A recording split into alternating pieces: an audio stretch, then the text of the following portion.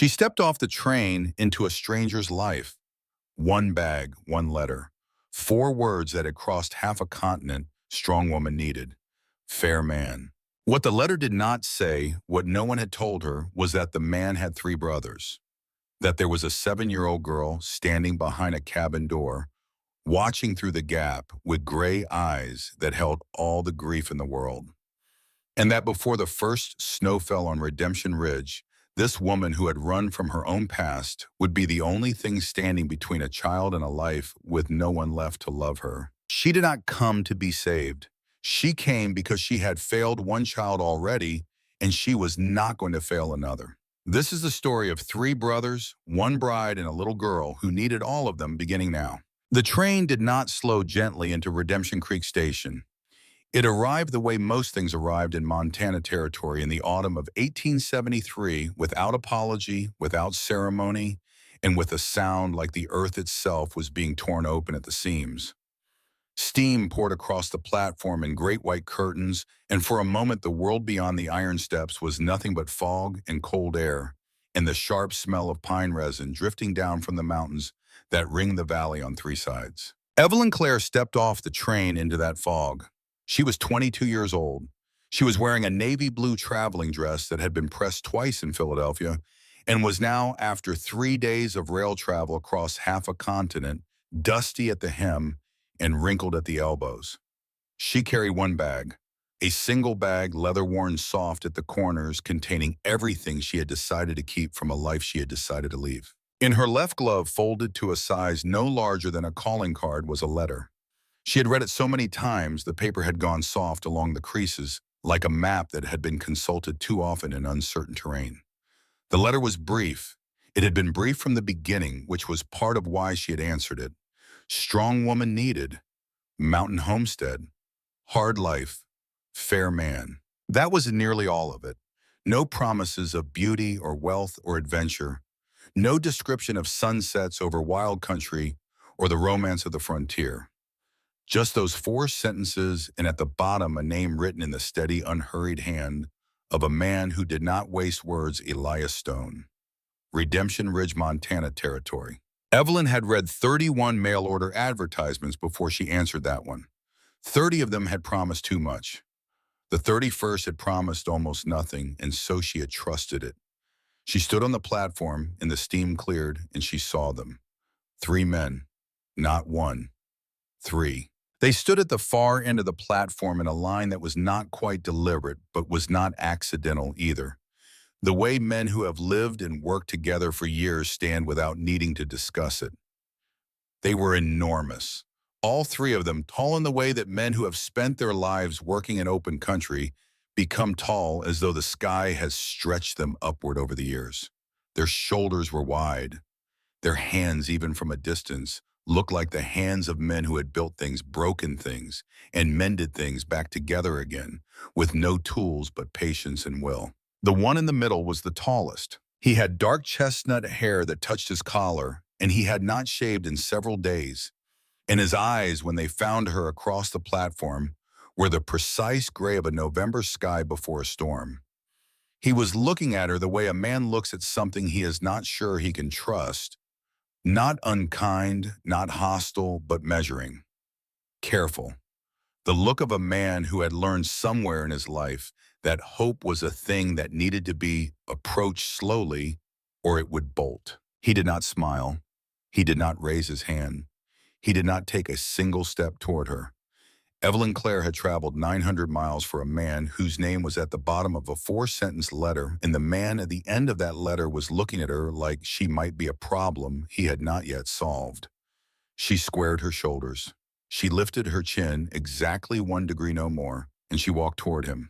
Before she reached the 3 men, a conductor appeared at her elbow, cap in hand, asking if she needed assistance with her luggage. She told him no. She had learned years ago in a different life, in a different city, that the moment you let someone else carry what was yours, you forgot how heavy it actually was.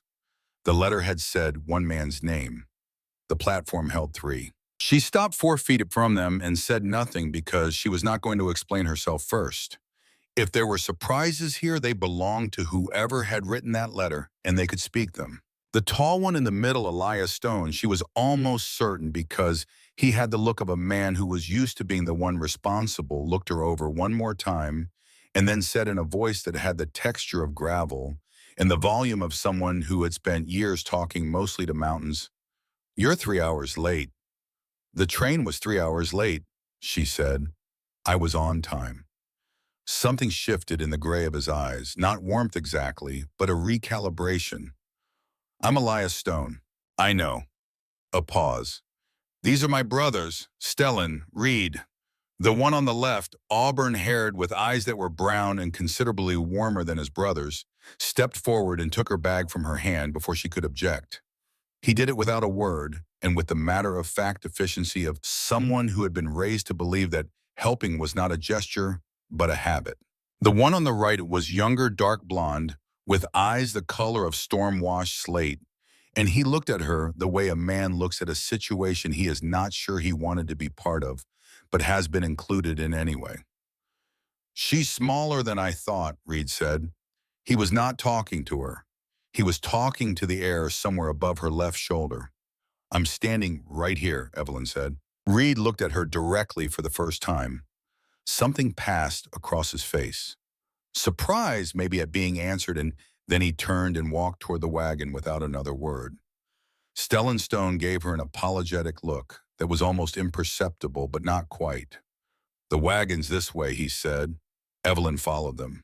She did not know in those first minutes on that platform that she was walking toward the most important 12 miles of her life. She did not know that the man ahead of her, the one with the storm-gray eyes who had not smiled and had not helped with her bag and had blamed her for the railroad's tardiness, was carrying a grief so old and so private that he had built an entire mountain life around the practice of not having to put it down. She did not know about Lily. No one had told her about Lily. Before we go any further into these mountains and into the life that waited at the end of that winding trail, if you're new here, take a moment and subscribe. I share new frontier stories every week, and I'd love to know where you're listening from tonight. Drop it in the comments below. Now let's go back to that wagon and to the woman sitting between three men she did not know on her way to a life she could not yet imagine. The wagon road out of Redemption Creek climbed immediately and without mercy. The town fell away behind them in less than a mile, a handful of storefronts, a church with a crooked steeple, a livery stable that smelled of horses and sawdust, and then there was nothing but the trail and the trees and the mountains pressing in on all sides like the walls of a cathedral that had no ceiling. Evelyn sat on the bench between Elias and Stellan because the wagon had two benches, and Reed had taken the rear one without discussion. Elias held the reins. His hands were very still, very sure in the way of a man who had done this particular thing on this particular road more times than he could count. The horses knew the trail without being told where to turn. Stellan to her left was the first one to speak without being spoken to. "Philadelphia," he said. "Yes." "Long way." "Yes." He was quiet for a moment. The pines moved around them, enormous and dark and smelling of resin and cold. "Did you teach school out there?" "I did, for 3 years." Something in his expression shifted, a minor brightening, the kind of change that happens in a person's face when something they value has been confirmed. "Lily will like that." Evelyn turned to look at him. "Who is Lily?" Stellan looked at Elias. Elias did not look at either of them. His jaw moved once, like a man swallowing something that had gotten lodged in the wrong part of his throat. "Lily is my daughter," he said. He said it the way men say things they have practiced saying evenly, without inflection, in the tone of a person who has decided that the words need to be said, and so they are being said, but who has not quite decided what to do with what comes after. "She is 7 years old. I had not met her before 3 weeks ago." The wagon wheel hit a stone and shuddered. The horses kept walking. Evelyn sat with those words for a long moment. She was not a woman who rushed to fill silences. She had learned through years of classrooms and difficult parents and the sustained attention of teaching small children who could not yet lie convincingly that silence was often the only tool that worked. "Her mother," she finally said. "Clara." The name was a single syllable, flat and careful. Clara Whitmore. We were engaged 7 years ago before I came into the mountains. I ended the engagement. I thought I was releasing her from an obligation. I was wrong. He paused, and the wagon rounded a bend, and the valley opened up below them in a wide sweep of gold and brown, the autumn grass catching the last of the afternoon light.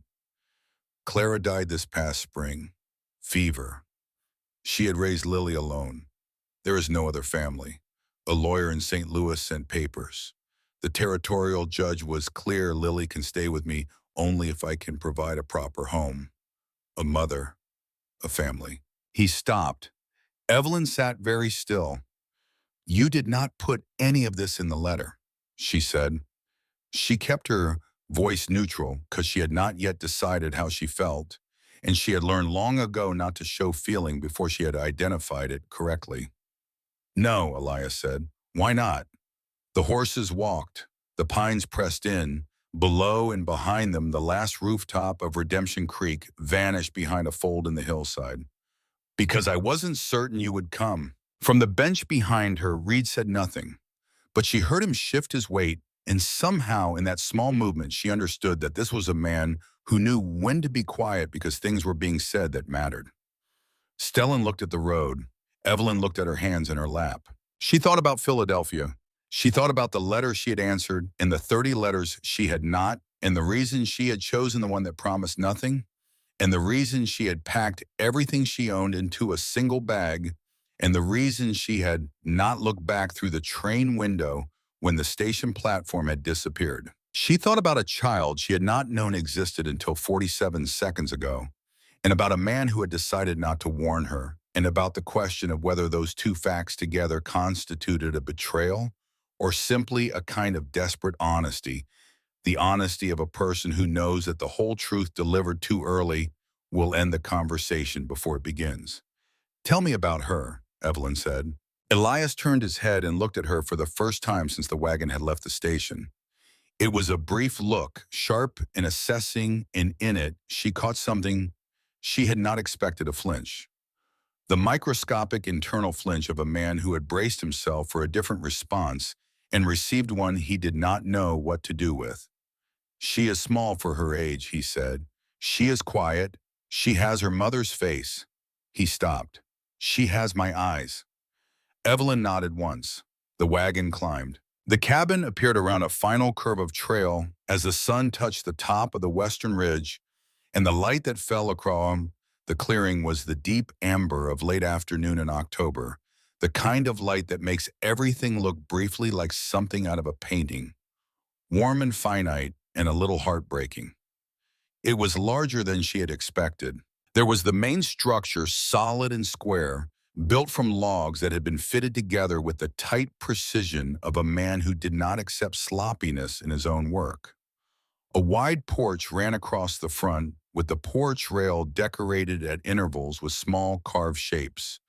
She could not make them out from the wagon, but the detail was unmistakable, the deliberate ornament of someone who had worked on the building, not just with skill, but with intention.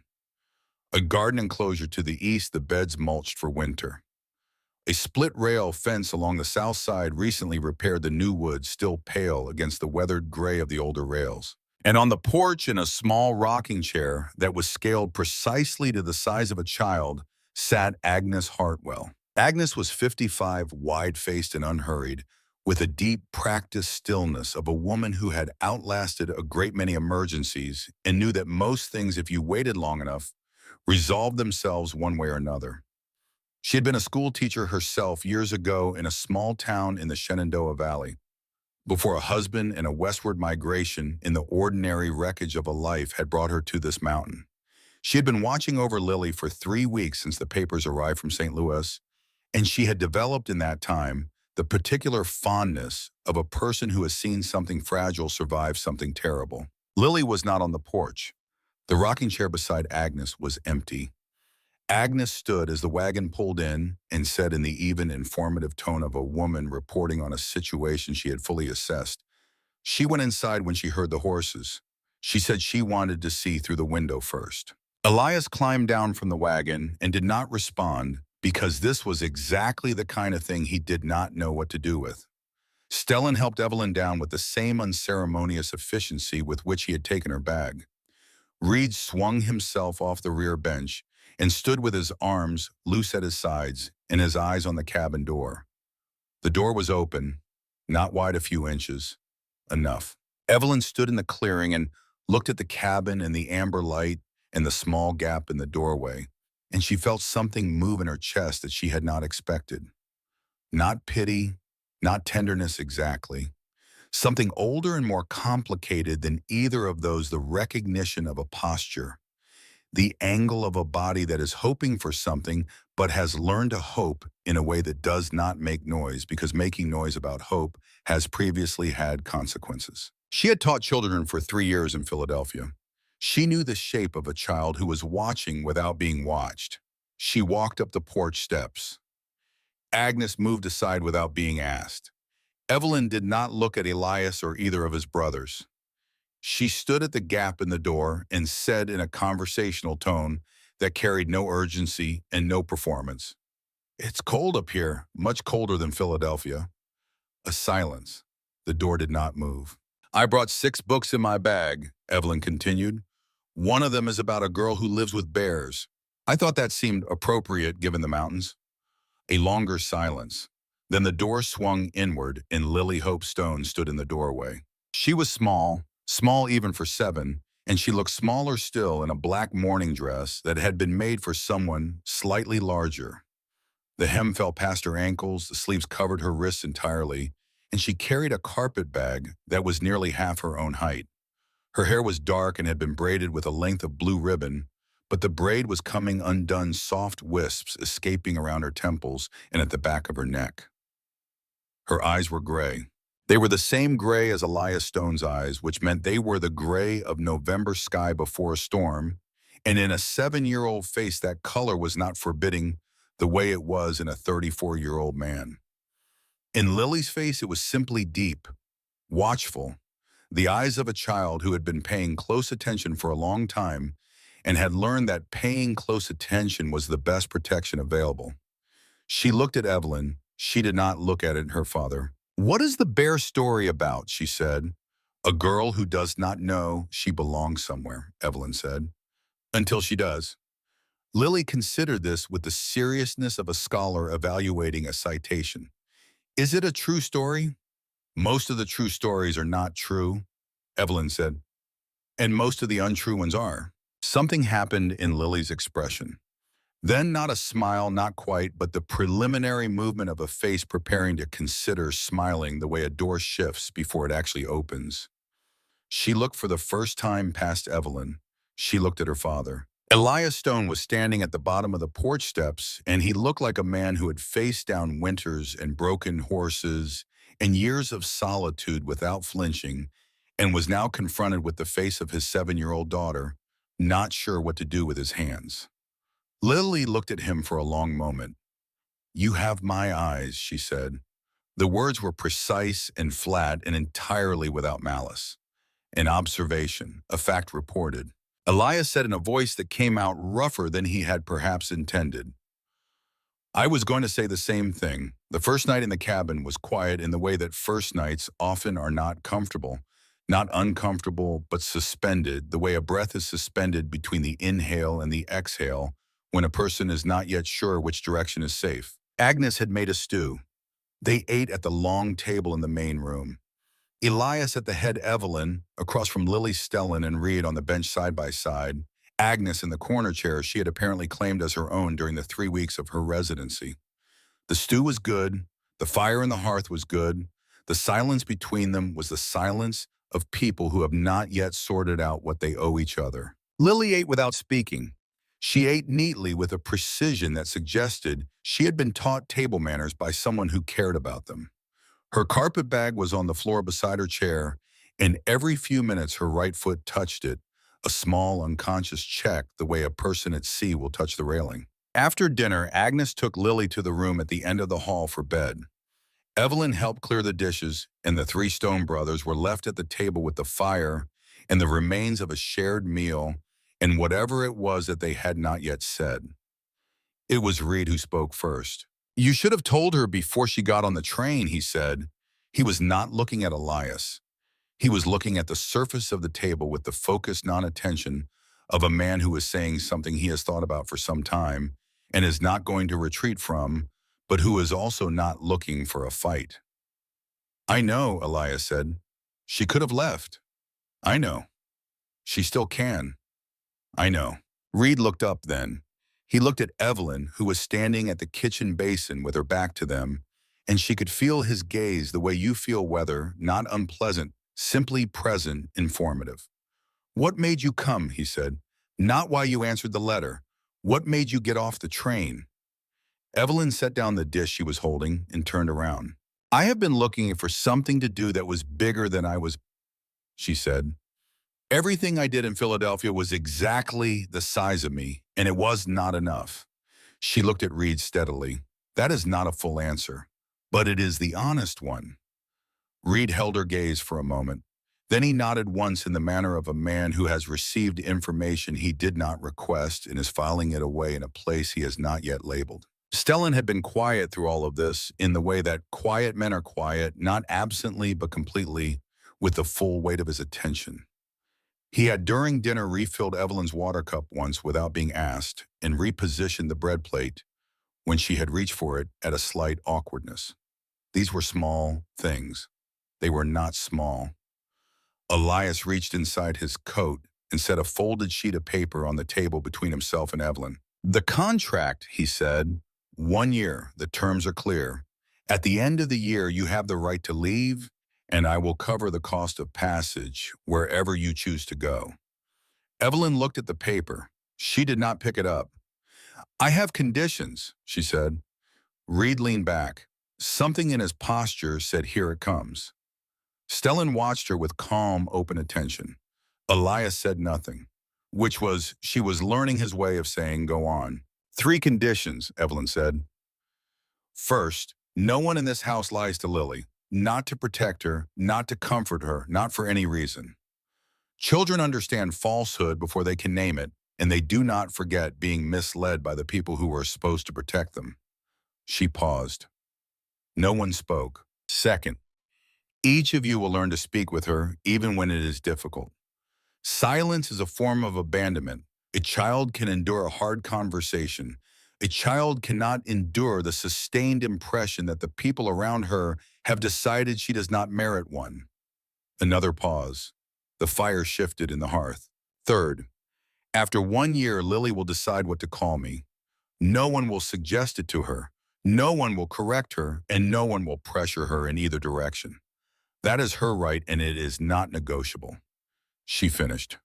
The clock on the shelf above the hearth measured the silence in small, even increments. Elias looked at her for a long moment. His expression had not changed significantly. It was still guarded, still carefully contained, but something in it had shifted in the way that stone shifts when water has been added long enough, not dramatically, but in a way that could not be undone. Agreed, he said, all 3. Reed stood up from the table and walked to the door. He opened it and stepped outside into the cold without a word.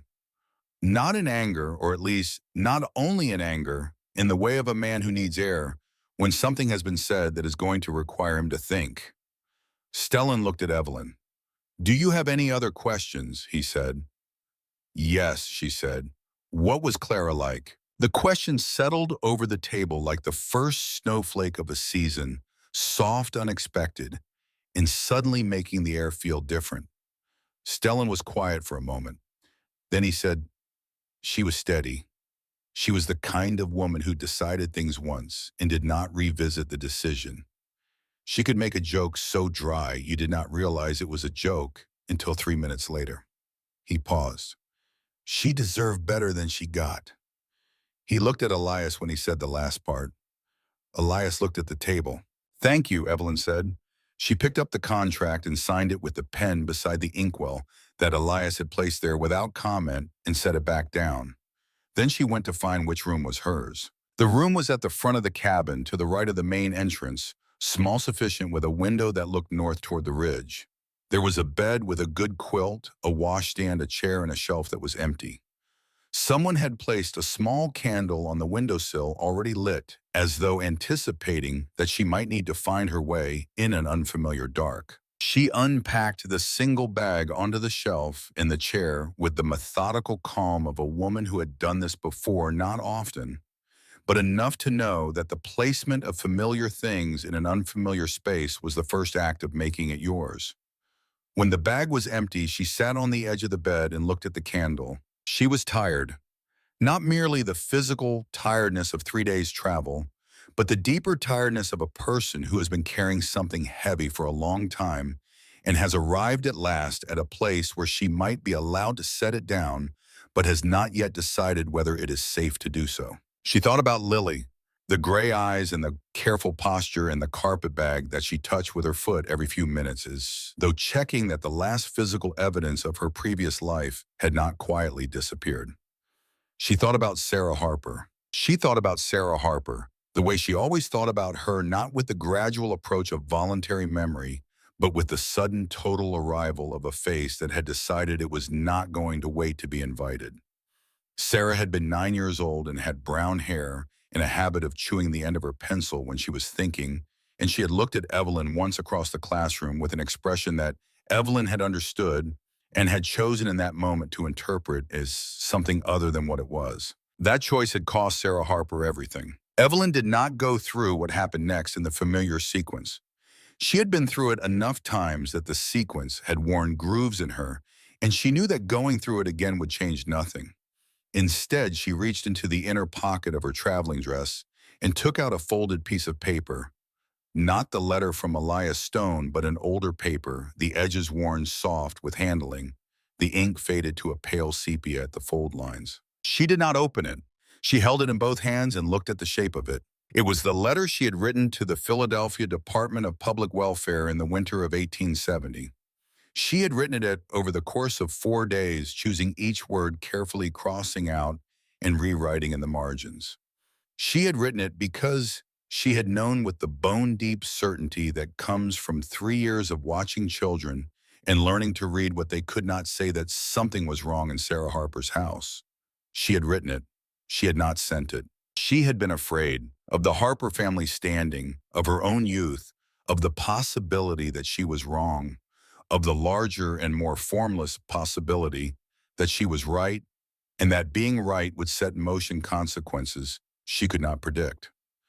3 weeks after she had not sent the letter, Sarah Harper had run from her house in a blizzard and been found the following morning frozen on the path that led to the school. Evelyn had left Philadelphia 2 months later and had not gone back, and she had carried the unsent letter with her ever since, not as a memento, but as a debt, a reminder that the world had a bill with her name on it, and she had not yet found a way to pay it. She put the letter back in her pocket. She looked at the door at the end of the hall, the one Agnes had taken Lily through. Then she stood up and took the candle from the windowsill because she wanted to look at something she had noticed on the way to her room. She walked down the hall to the last door on the right. It was not quite closed. A half-inch of candlelight showed through the gap. She pushed it open gently and held the candle up and looked inside. The room was a child's room. Not a room that had been hastily arranged or perfunctorily furnished, but a room that had been made with the sustained care of someone who had thought about what a child needed and had set about providing it with the tools available to them. The bed was solid and good, with posts carved in the shapes of forest animals, a deer on the left post, an elk on the right, and at the headboard a hawk with its wings spread, every feather distinct. The carving was not decorative in the way that store-bought things are decorative. It was handmade in the way that means someone sat with this and worked on it until it was right. There were shelves on the east wall, empty and waiting. A small desk below the window with a chair scaled precisely to the size of a child, a braided rug on the floor, a single wildflower in a tin cup on the windowsill, dried, now the petals papery and pale, but placed there deliberately. Someone had built this room before Lily arrived, before they knew what she looked like, before they knew whether she liked to read, or whether she was afraid of the dark, or whether she preferred the window open or closed, before they knew anything about her at all except that she was coming and that she was 7 years old and that she needed a place to belong. Evelyn stood in the doorway of that room for a long moment. She thought about the kind of love that does not require its object to be present before it begins. The kind that prepares without being asked, that carves hawks into bedposts for a child who might not care about hawks, that places wildflowers in a tin cup for a girl who has just lost the only person who knew which flower she liked. She thought about Stellan Stone's hands scarred and careful, and the way he had refilled her water without being asked. She thought about the three conditions she had laid down at the table, and the way all three of them had sat with those conditions as though they were fair, which they were, and as though they had expected something like them, which perhaps they had. Then she thought about what Reed had said in the back hallway on the way up. She had been at the end of the hall when she had overheard it, not listening intentionally, simply present in the way that a person who has learned to be quiet is always present when things are being said nearby. Reed had been speaking to Stellan in the low, controlled voice of a man who has been needing to say something for a long time. She has no idea what she's walking into, he had said.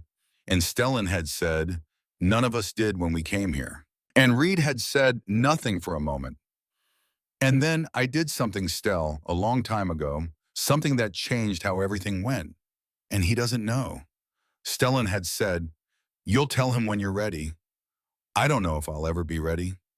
Then you'll tell him when it matters more to tell him than to keep it.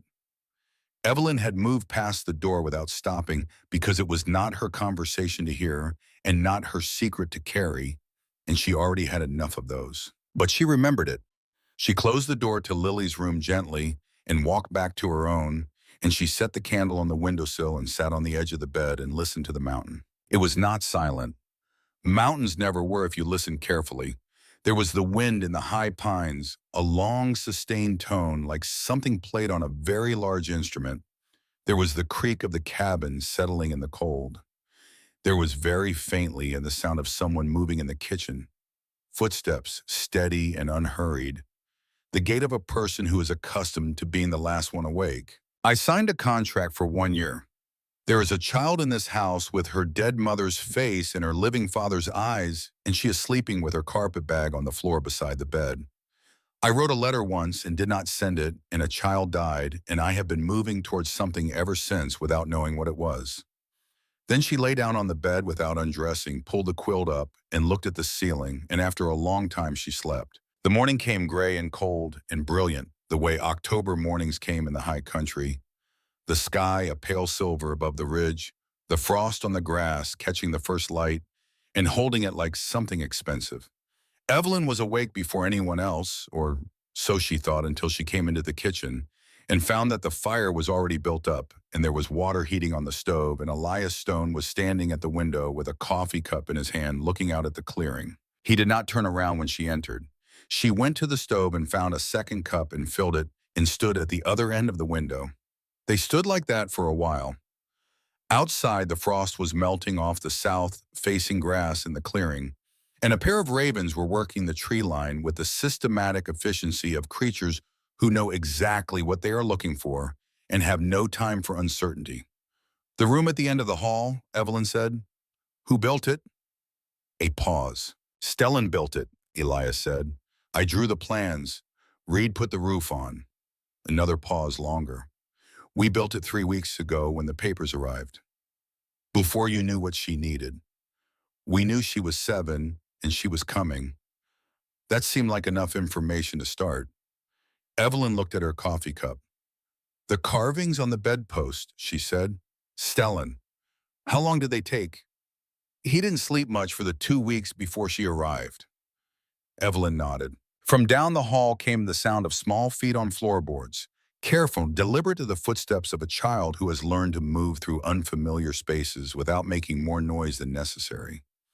A moment later, Lily appeared in the doorway of the kitchen in her nightgown, her dark hair loose and tangled from sleep, the carpet bag hanging from her right hand. She looked at her father, she looked at Evelyn. She set the carpet bag down very deliberately beside the kitchen table and climbed up into a chair. Is there porridge? She said. To no one specifically. To the room.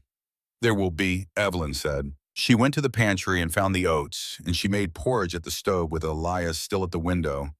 And after a while, Stellan came in from outside smelling of cold air and wood smoke. And then Reed came in from wherever Reed went in the early morning. And Agnes arrived from the back room and took over the porridge before Evelyn could finish it. And somehow, without any decision having been formally made, all six of them were at the table in the gray October morning, with the fire and the food and the suspended quality of people who are in the early stages of becoming something they do not yet have a name for. Lily ate her porridge with both hands around her bowl. She did not speak during the meal, but before she got down from her chair, she looked at Evelyn across the table and said, "The book, the one about the girl with the bears." "Yes. Can we read it tonight?" "Yes," Evelyn said. "We can read it tonight." Lily nodded. She picked up her carpet bag and walked down the hall. A moment later, the door to her room closed with a soft, definitive click. Reed looked at the door. Then he looked at Evelyn with an expression she could not entirely read, something between surprise and a grudging reassessment, the expression of a man who had expected one thing and received another. Stellan was looking at the table with the slightly unguarded expression of someone who is trying not to show that something has moved them. Elias was looking at the hallway where Lily had disappeared. "A man keeps his word," he said quietly to no one in particular, or perhaps to everyone. "Everything else follows from that." It was the most words he had spoken at once since Evelyn had arrived. She looked at him. He did not look back, but something in the set of his shoulders had changed the faintest degree, the way a mountain changes in the last light of afternoon when the angle of the sun shifts, and what had seemed solid and fixed reveals a depth you had not seen before. "1 year. I signed the paper for 1 year. The question is not whether I can survive 1 year in this place." The question she did not ask herself yet, because it was too early and because some questions need to be earned before they can be asked, was the question of what she would do when the year was over. Outside, the frost finished melting off the south grass, and the ravens finished their work at the tree line and rose into the silver sky, and the mountains stood around Redemption Ridge in their patient, ancient way, the way they had stood for 10,000 years before any of these people had arrived, and would stand for 10,000 more after all of them were gone. The morning settled into itself. The fire in the hearth burned steady and warm, and somewhere down the hall, in a room with hawks carved into the bedposts, a 7-year-old girl set her carpet bag down beside the bed and left it there without checking it with her foot, just for that morning, just to see how it felt. The first week passed the way first weeks in new places always pass, in a series of small discoveries that collectively rearrange the geography of a life. Evelyn discovered that Elias Stone rose before dawn every single morning without exception, and that by the time any other person in the cabin was awake, he had already done more work than most men accomplished before noon. She discovered that Stellan kept a carving knife in his left breast pocket, the way other men kept a watch, and that he would take it out and work a piece of wood whenever his hands were otherwise unoccupied, the way some people worried at a rosary. She discovered that Reed Stone, for all his bluntness and his deliberate placement of himself outside any gathering that felt too domestic, was the one who made sure the water barrel was full every morning, and the one who had without comment reinforced the loose step on the porch that she had stumbled on her second day. She discovered that Agnes Hartwell made coffee that was strong enough to resurrect the dead, and that Agnes had strong opinions about everything from the proper way to stack firewood to the moral failings of the territorial government, and that Agnes delivered all of these opinions with the same unruffled certainty as though the universe had appointed her to report its conclusions and she was simply doing her job. She discovered that Lily Hope Stone woke up every morning and set her carpet bag against the wall with deliberate care in the specific place she had chosen on the second day, to the right of the door 3 inches from the baseboard, and that this placement did not change. The bag was her anchor point, the fixed coordinate from which all other positions in this new world were measured. What Evelyn did not rush, and what she was careful not to push, was the space between herself and the child. She had learned this from years in a classroom, not from pedagogy or method or any formal training, but from the accumulated evidence of 300 mornings watching children arrive at her door. A frightened child does not need to be approached. A frightened child needs to see over a sufficient number of mornings that the approach is not coming, that the person nearby is simply nearby. That proximity does not automatically mean demand. So she read. Every evening after dinner in the main room beside the fire, she read aloud from the book about the girl who lived with bears. She did not read toward Lily. She did not invite Lily. She simply opened the book in her lap and began in a voice calibrated for a room rather than an audience. On the first evening, Lily ate dinner and went to her room. On the second evening, Lily came as far as the doorway of the main room and stood there while Evelyn read, and then went to her room. On the fifth evening, Lily sat down on the braided rug 6 feet from Evelyn's chair and listened with her knees pulled up to her chest and her eyes fixed on a point in the middle distance in the manner of a child who is listening very intently and does not want this to be visible. On the ninth evening, and without preamble or explanation, Lily climbed onto the arm of Evelyn's chair and stayed there for the rest of the chapter, her small weight pressing into Evelyn's side, her dark head tilted toward the pages. Evelyn did not comment on this. She continued reading as though nothing had changed, which was its own kind of acknowledgement. The acknowledgement that said, you are welcome here and you did not need permission, and nothing about this surprises me. After she closed the book that night, Lily said Mama Clara read differently. How so? She made different voices for each animal. A pause. I liked it. Shall I try? Lily considered this with great seriousness. The bear should sound like Mr. Reed, she said. From the kitchen where Reed was cleaning his rifle with the focused attention he gave to all mechanical tasks, there was a sound that might in a less guarded man have been the beginning of a laugh. Outside the cabin, the routines of the mountain asserted themselves with the authority of things that have been true for a long time and do not require anyone's agreement to continue being true. The days were shortening steadily.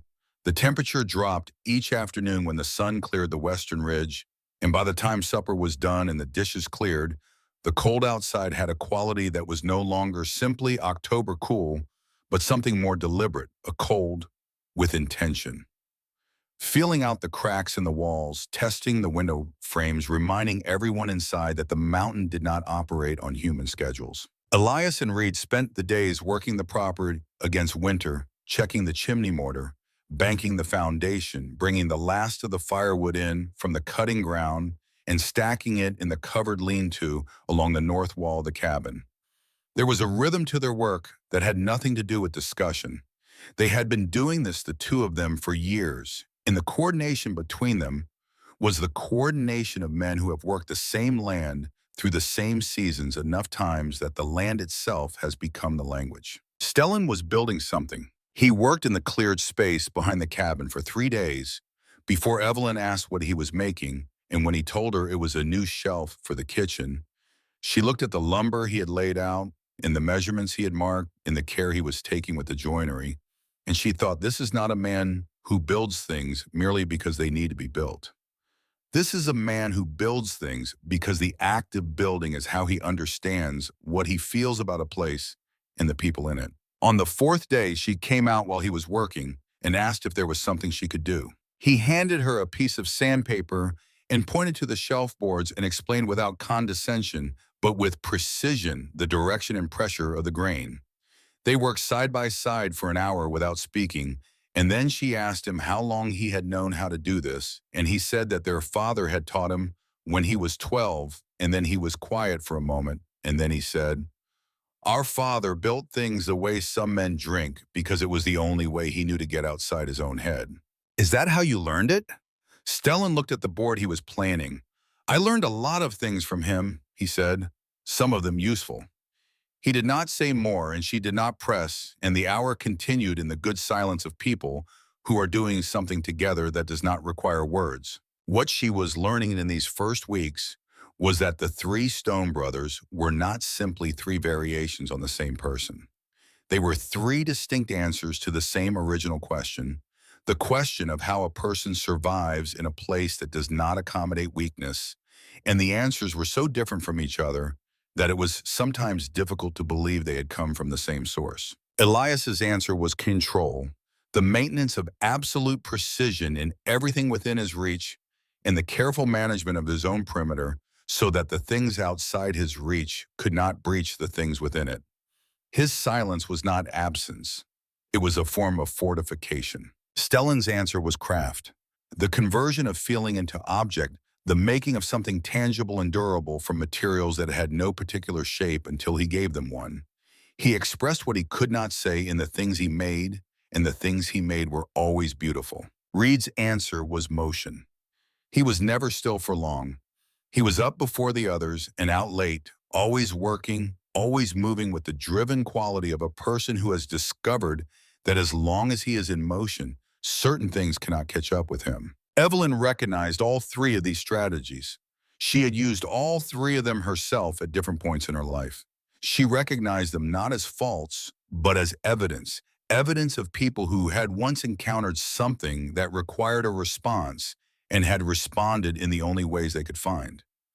It was Reed who surprised her first. It happened in the third week on an afternoon when the first serious cold front had come through overnight and left the world outside a different place than it had been the evening before, colder. Quieter, the color drained out of the remaining leaves and the sky pressed low and white with the possibility of snow.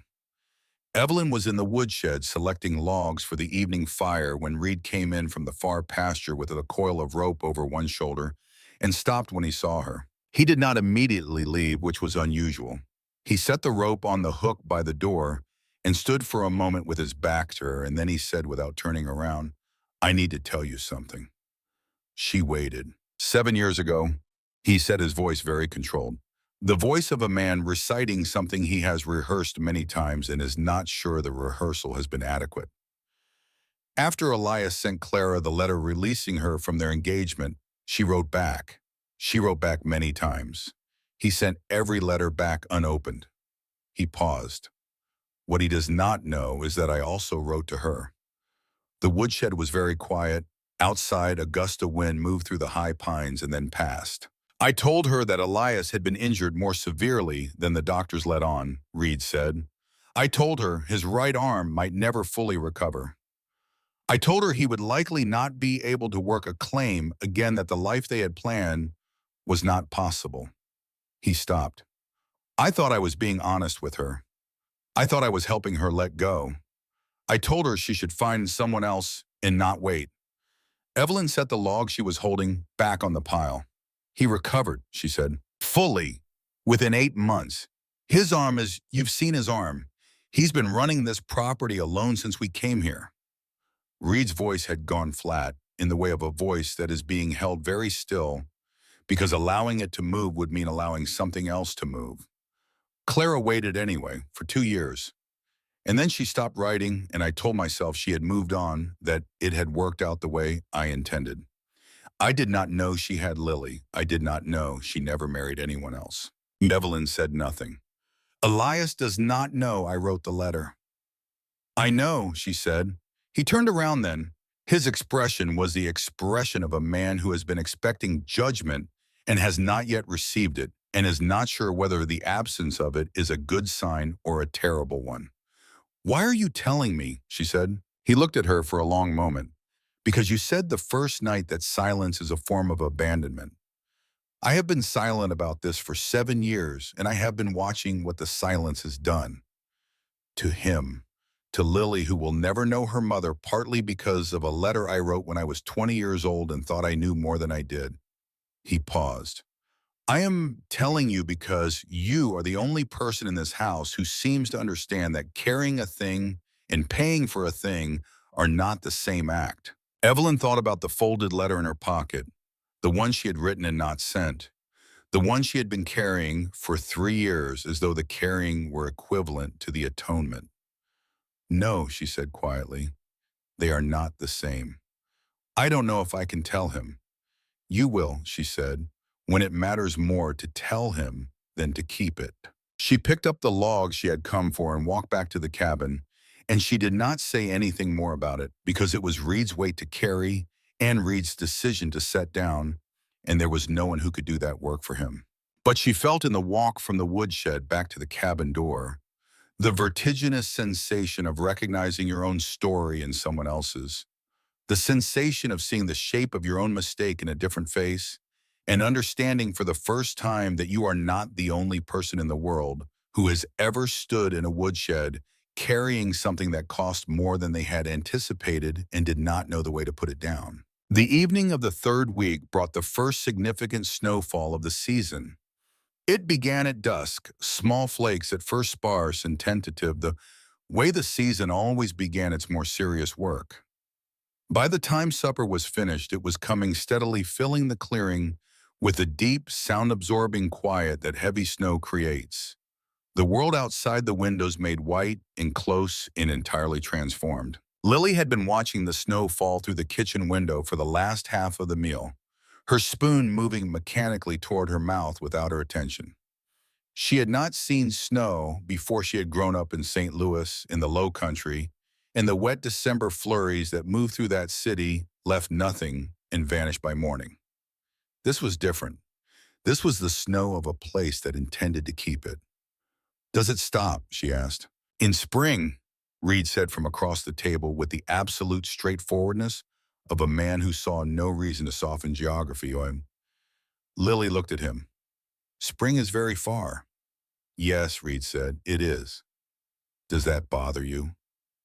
Reed looked at Lily in the way that people look at children when a child has asked them a question they have not expected. He set his fork down. He seemed to consider the question with genuine attention, as though it deserved genuine attention, which Evelyn noted. "It used to," he said, "when I first came here. The first winter, I thought it was the longest thing I had ever survived." "What changed?" Reed was quiet for a moment. Then he said, "I stopped fighting the length of it. I started paying attention to what was in it." Lily looked at the window again. The snow was coming faster now, the flakes large and slow in the windless dark. "Mama Clara said that winter is just the mountain breathing out," she said. The table was very quiet. It was the longest thing Lily had said about her mother since arriving, and she had said it casually, the way a person says a thing that is simply true, no weight on it, no ceremony, just a fact from the world, as she had received it, offered to the room as a contribution to the conversation. Elias, who had been looking at his plate, looked up. He looked at Lily with an expression that Evelyn could only partially read, the expression of a man who is encountering in a 7-year-old face a piece of a person he had forfeited the right to know, and is understanding for the first time the full cost of that forfeiture. "She was right," Elias said. His voice was rough, but it was steady. "That is exactly what it is." Lily looked at her father. She did not smile, but she held his gaze for 3 full seconds, which was in the economy of that relationship a significant transaction. Then she looked back at the window. "I want to touch it," she said. "Tomorrow," Stellan said, "when the light is better. I'll show you where the drifts are deep and where they're not." "Promise." "I don't make promises I can't keep," Stellan said. "So yes." Lily nodded, satisfied. She picked up her spoon and resumed eating with the calm of a child whose immediate future has been secured.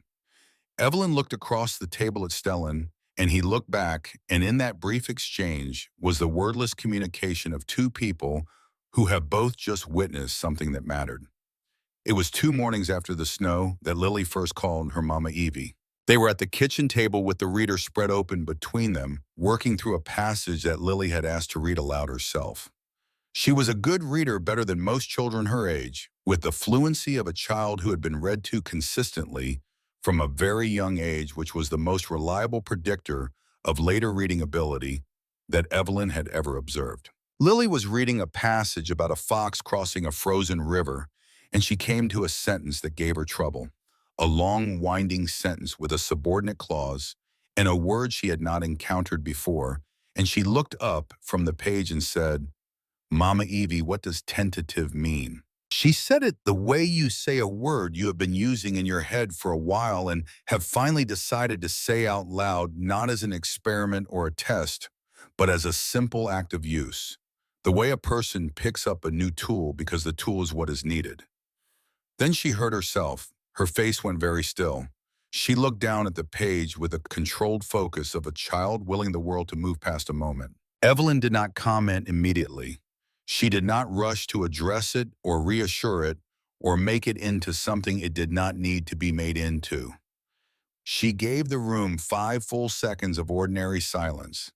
Then she said, "It means careful, uncertain, the way you step onto ice when you don't yet know how thick it is." Lily looked up. "I like that name," Evelyn said.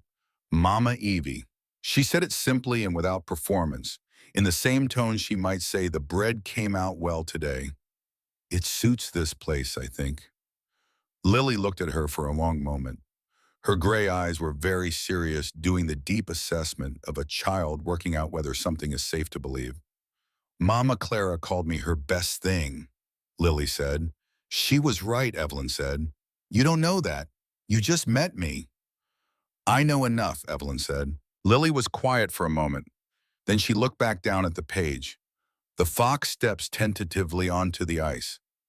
She read, getting the word exactly right, her voice carrying a small, deliberate precision that she had not had a moment before. From the doorway of the kitchen where Elias had been standing for reasons that perhaps even he could not have fully explained came a sound, not loud, not definitive, but present. The sound of a man who has been holding his breath, releasing it very quietly into the cold morning air. He was gone before either of them looked up. The second week of November brought a visitor that none of them had anticipated. His name was Howard Alderton, and he arrived on a Thursday riding a bay gelding that was too well-bred for mountain country and wearing a coat that had been made by someone who had never seen a Montana winter. He was 28 years old, broad-shouldered, and conventionally handsome, with the confident, physical ease of a man who had always been told he was exactly what was wanted. He had known Evelyn Clare in Philadelphia. Or rather, he had known her, the way wealthy men in Philadelphia knew the daughters of families who moved in adjacent, but not identical circles. He was the son of Judge Alderton, whose chambers were on the same street as the school where Evelyn had taught, whose family had attended the same churches and the same civic gatherings that her family attended. He had come, he said, to see how she was faring and to deliver regards from her aunt and uncle in the city and to make himself available should she find herself in circumstances that were not what she had expected. He said all of this standing at the gate of Redemption Ridge in the mid-morning light, with Elias Stellan and Reed arranged in front of him at the kind of close, unhurried spacing that had nothing confrontational about it and absolutely everything informative. Evelyn came out of the cabin when she heard the horse.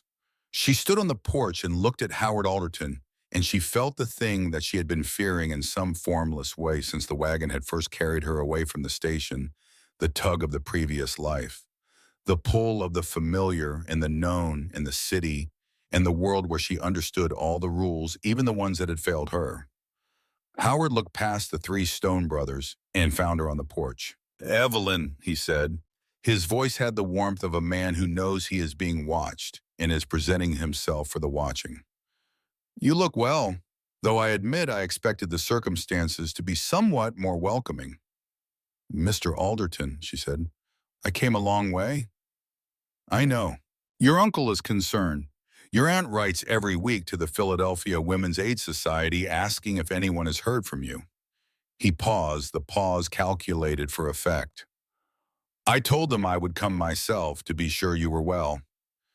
Evelyn looked at him from the porch for a moment. She thought about Philadelphia. She thought about the school and the Alderton family's court appearances, and the social season, and the life she had known so well that she could navigate it with her eyes closed. She thought about the letters she had not sent, and the girl who had died, and the 3 years she had spent carrying both of those things through a city that had absorbed the tragedy, the way cities absorb everything without pause, without ceremony, moving always and only forward. Then she looked at the cabin behind her. She looked at the ridge above the clearing, where the snow lay in the high shadows of the pines. She thought about Lily at the kitchen table reading the word tentative with the precise, deliberate care of a child learning how to name what she is doing. "I am well," she said. "Thank you for making the journey." "Evelyn," Howard's voice shifted register slightly, the shift of a man moving from public performance to private appeal. "You don't have to stay here. Whatever arrangement you have made, whatever contract, Mr. Alderton. It was not Elias who spoke, it was Reed. His voice was entirely level, carrying the quality of a man who has decided that a situation has reached its natural conclusion. Miss Claire is Mrs. Stone. She is on her own land in her own home with her own family. You have delivered your message, and you have been heard. The trail back to Redemption Creek takes about 2 hours in good weather. He looked at the sky. You should start now. Howard looked at Reed for a long moment. He looked at Elias. He looked at Stellan, who was watching him with the patient, unreadable expression of a man who has seen weather come and go off these mountains for enough years to know that most things, if you simply stand still, will eventually move on. Howard looked back at Evelyn. She did not move from the porch. She did not look away. He touched his hat brim, turned his horse, and rode back down the trail the way he had come. The three Stone brothers did not watch him go. They turned all three and walked back toward the cabin and the barn and the work of the afternoon, because the work was always there, and it did not wait for dramatic pauses.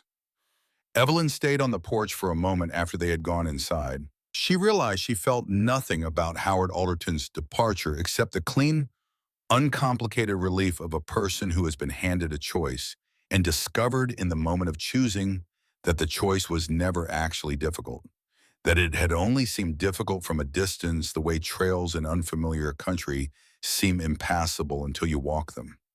She went inside and found Lily at the table with her arithmetic slate, the tip of her tongue between her teeth in concentration. Who was that man? Lily asked without looking up. Someone from my old life, Evelyn said. Is he coming back? No, ma'am. Lily completed a calculation on her slate, checked it, and erased it with her palm. Good, she said. He had a coat that was wrong for here. Evelyn sat down across from her. He did. If you don't dress right for a place, it means you're planning to leave. Evelyn looked at the child across the table, the dark hair and the gray eyes and the serious measuring face, and thought about how children say the truest things in the flattest voices, as though truth is simply the most efficient form of speech. That is exactly right, she said. The night that changed the shape of the winter came in the third week of November, the night of the first serious cold.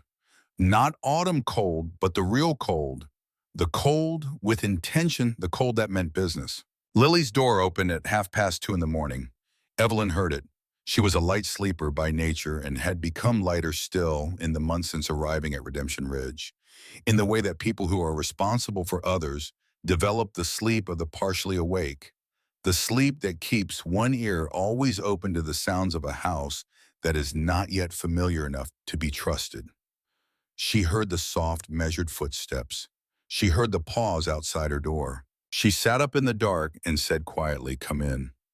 The door opened. Lily stood in the frame in her nightgown, her dark hair loose, her face in the shadow. She was not crying. She was doing something worse than crying. She was standing absolutely still with the controlled stillness of a child who has decided not to cry because crying in her experience has not reliably produced the intended results. Evelyn moved to the side of the bed and folded the quilt back. She did not speak. She did not make offers or ask questions. She simply made the space available. Lily crossed the room and climbed into the bed and lay with her back to the wall and her face toward the room. And for a long time there was no sound except the wind against the window and the distant creak of the cabin in the cold. I had a dream about her, Lily said, the voice of a child trying to report a fact without letting the fact become anything larger than itself. About Mama Clara. What happened in the dream? She was telling me something important, but I couldn't hear it. I kept trying and the words they kept going away before I could catch them. A pause, and then I woke up. Evelyn said nothing for a moment. She was thinking about the specific, merciless nature of that kind of dream. The dream where the person you are desperate to hear from is speaking, and the words won't reach you, and you wake up with the certainty that something vital has been lost, though you cannot say what it was. I am frightened, Evelyn said. She said it simply the way she said things she meant. I want you to know that. I am frightened because people I have loved have been hurt, and I was not able to protect them, and I carry that. I carry it every day. Lily was very still. But I want to tell you something different from what you are afraid to ask. Evelyn looked at the ceiling. I will not choose to leave. There is a difference between being made to go and choosing to go. I am choosing every morning to be here, and I will keep choosing it. How do you know? I do not know. Not the way you know arithmetic, not the way you know that 2 plus 2 will always be 4. She paused.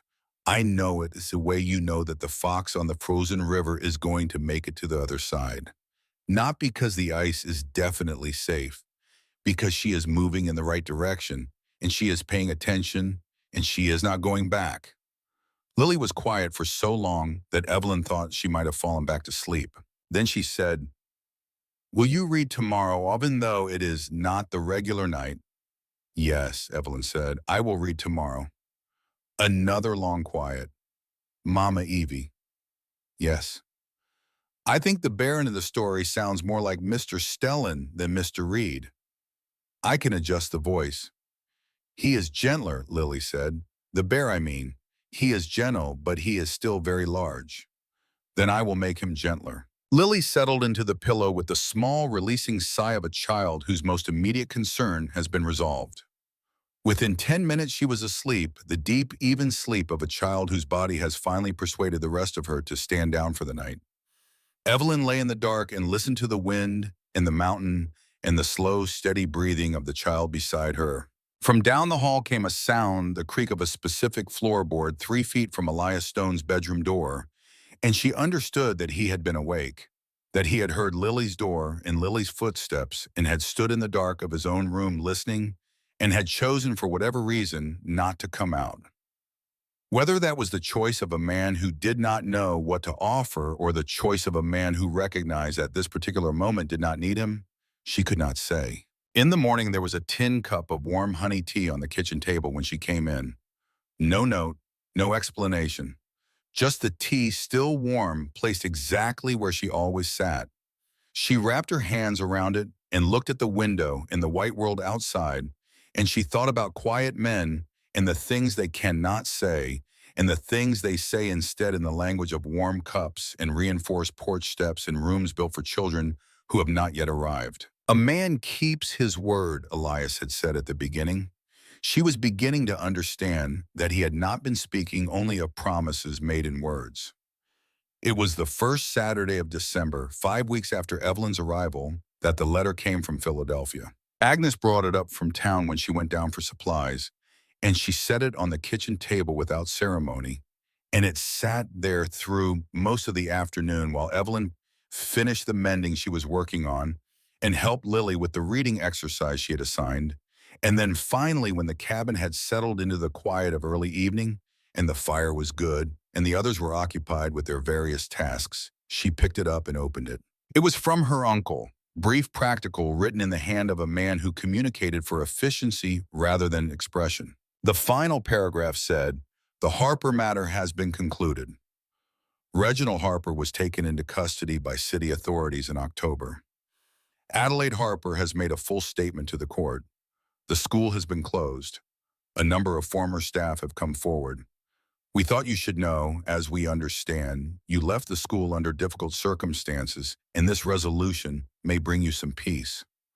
Evelyn sat with the letter for a long time. She thought about what resolution meant and what peace meant, and whether the two things were actually related, or whether they only appeared related from a distance the way mountains appear close until you try to walk to them.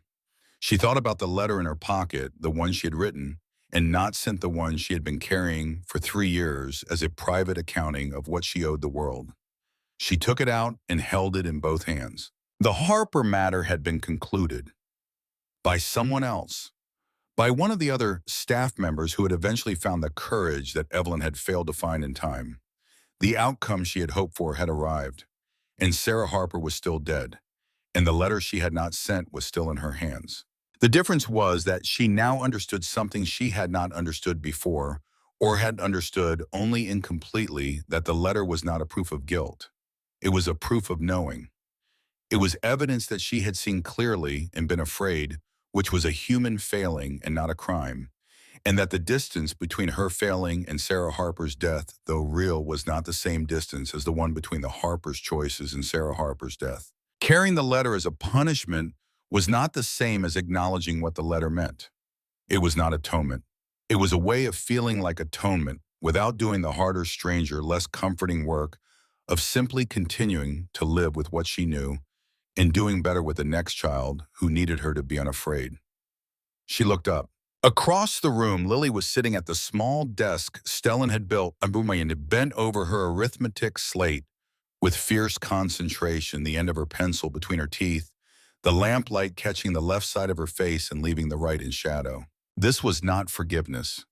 It was not redemption. It was something quieter and more durable than either a woman releasing herself from a debt that had never been hers alone to carry. Across the room, a child sat bent over her arithmetic slate, entirely absorbed in the simple work of getting a number right. That child needed someone present and unafraid.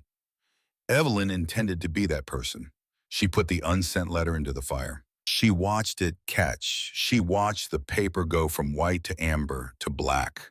The words she had spent 4 careful days choosing, curling and lifting and becoming nothing. Mama Evie, Lily said without looking up from her slate. What is 9 times 7? 63, Evelyn said. I thought so, Lily said. I keep writing 62 and I don't know why. Because 6 and 3 are neighbors and the mind gets confused when it is working quickly. Write it slowly. Lily wrote it slowly. She looked at it. 63, she said with the satisfaction of a person who has corrected a wrong that had been bothering them. Evelyn watched the last edge of the letter turn to ash in the fire. Yes, she said, 63.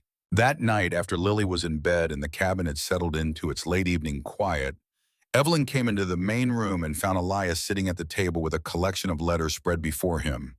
She recognized the handwriting on the nearest envelope, the careful, even script of a woman who had written with the patience of someone who believed the letters would eventually be read. Clara's handwriting. All 19 letters opened. Not recently opened, the fold lines were old. The paper softened with repeated handling. These letters had been read before, many times by the look of them. Elias's right hand was flat on the table beside the letters, pressing the surface lightly, as though grounding himself. He did not look up when she came in. She went to the kitchen and poured herself a cup of water and stood at the counter and gave him the privacy of her back. After a moment, he said, she never stopped. She did not ask what he meant. All 19 letters. She wrote them over 4 years. The last one is from 1871. She had stopped by 1871. He was quiet for a moment. She said in the third letter that she did not care about the arm. She said she had never cared about the arm. She said she understood why I had written what I wrote, and that she forgave it, and that she was only asking me to write back.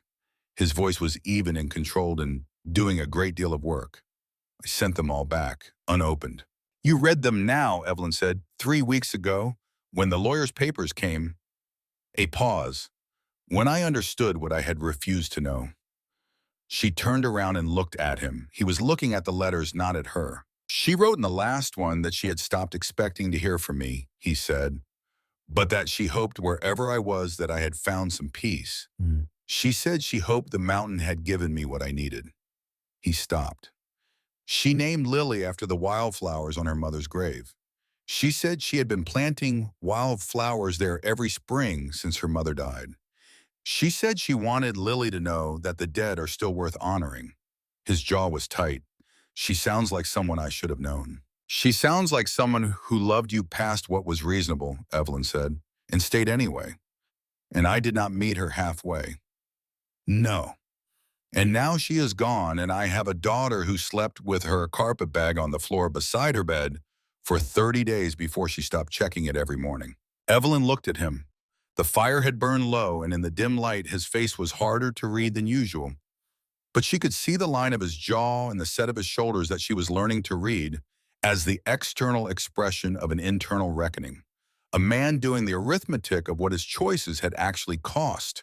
Not the arithmetic he had run in his head at the time, but the true accounting with all the figures correct. She left it there today, Evelyn said. Lily, she left the bag against the wall and did not touch it. Elias looked up. The whole day, Evelyn said. She did not check it once. He held her gaze for a moment. Then he looked back down at the letters. A man keeps his word, he said very quietly. That is what I built everything on. But I had it backward. I thought keeping your word meant controlling what you promised so you could always keep it. I thought the safest word was the one you did not give. He set his hand flat over the letters again gently, as though they were something alive and fragile. I had it exactly backward. Evelyn looked at the fire for a moment. My father used to say that the hardest work is not the building, she said. It is the staying. Any man can build a thing and walk away. The work is in remaining when the structure is imperfect and the weather is coming. Elias looked at her. She met his gaze and held it, and in that quiet firelit room at the end of the first hard month of a Montana winter, something passed between two people who had both built walls in the wrong places and both arrived at the same mountain and were both separately and together beginning the long, uncertain, necessary work of figuring out how to live without them. He did not say anything more. She did not say anything more. But she did not go to her room and he did not ask her to.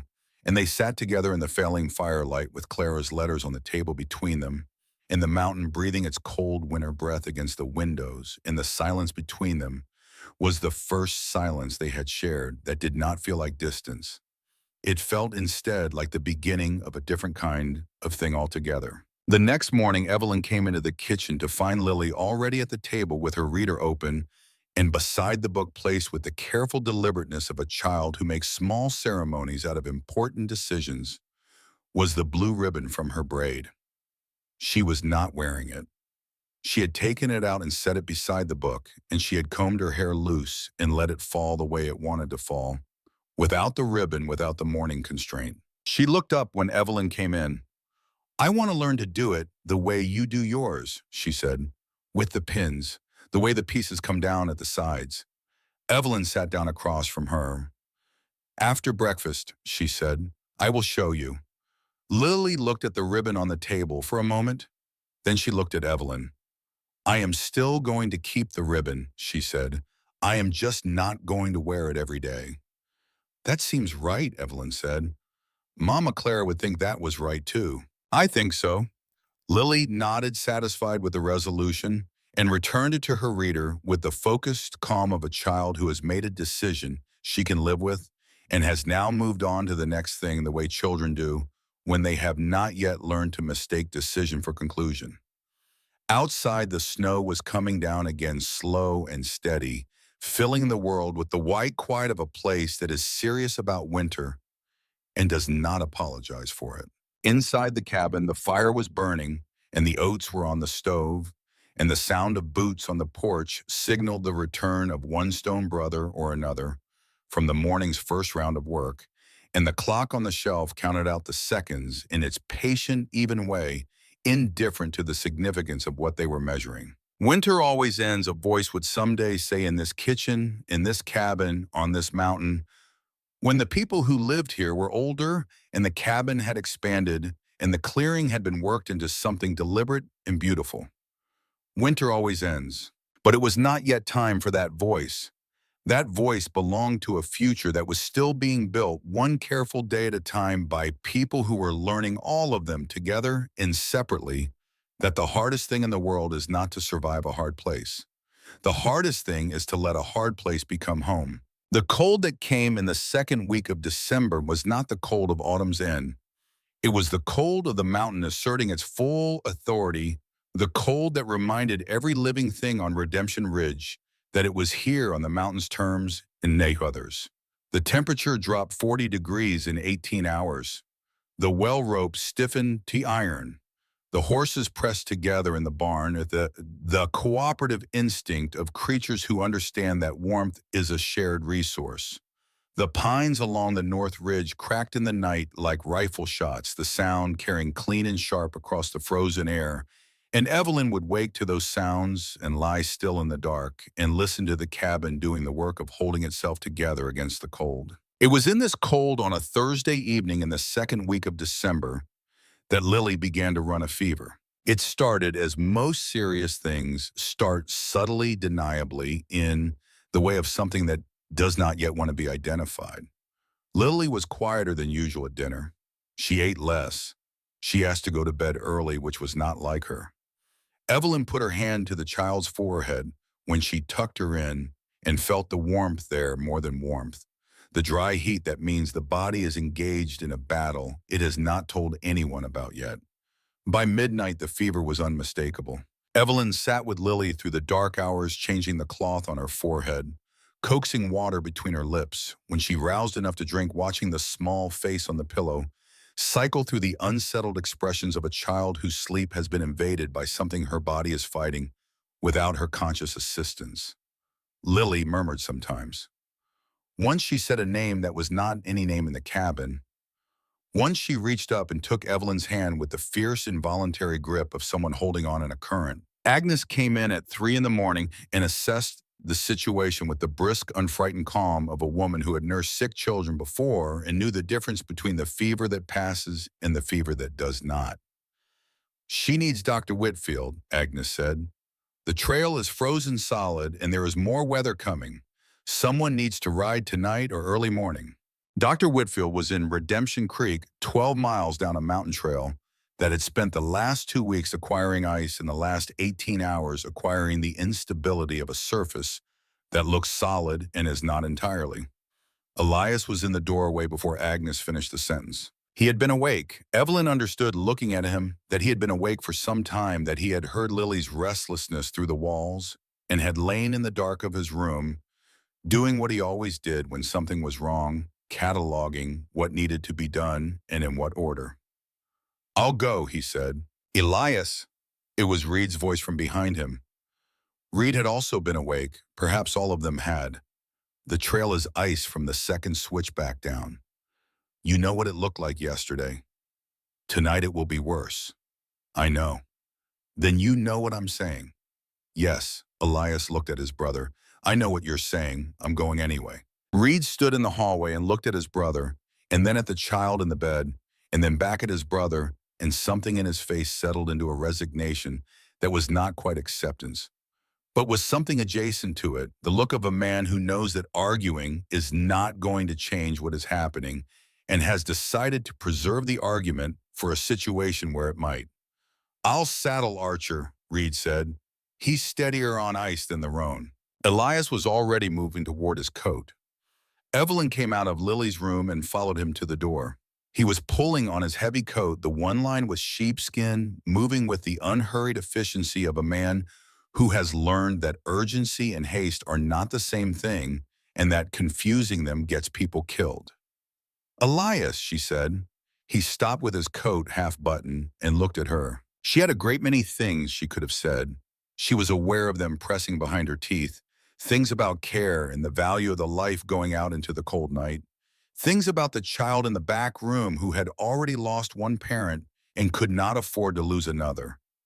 Things about the specific quality of what she felt standing in the lamplight, watching him prepare to ride down a frozen mountain in the middle of the night.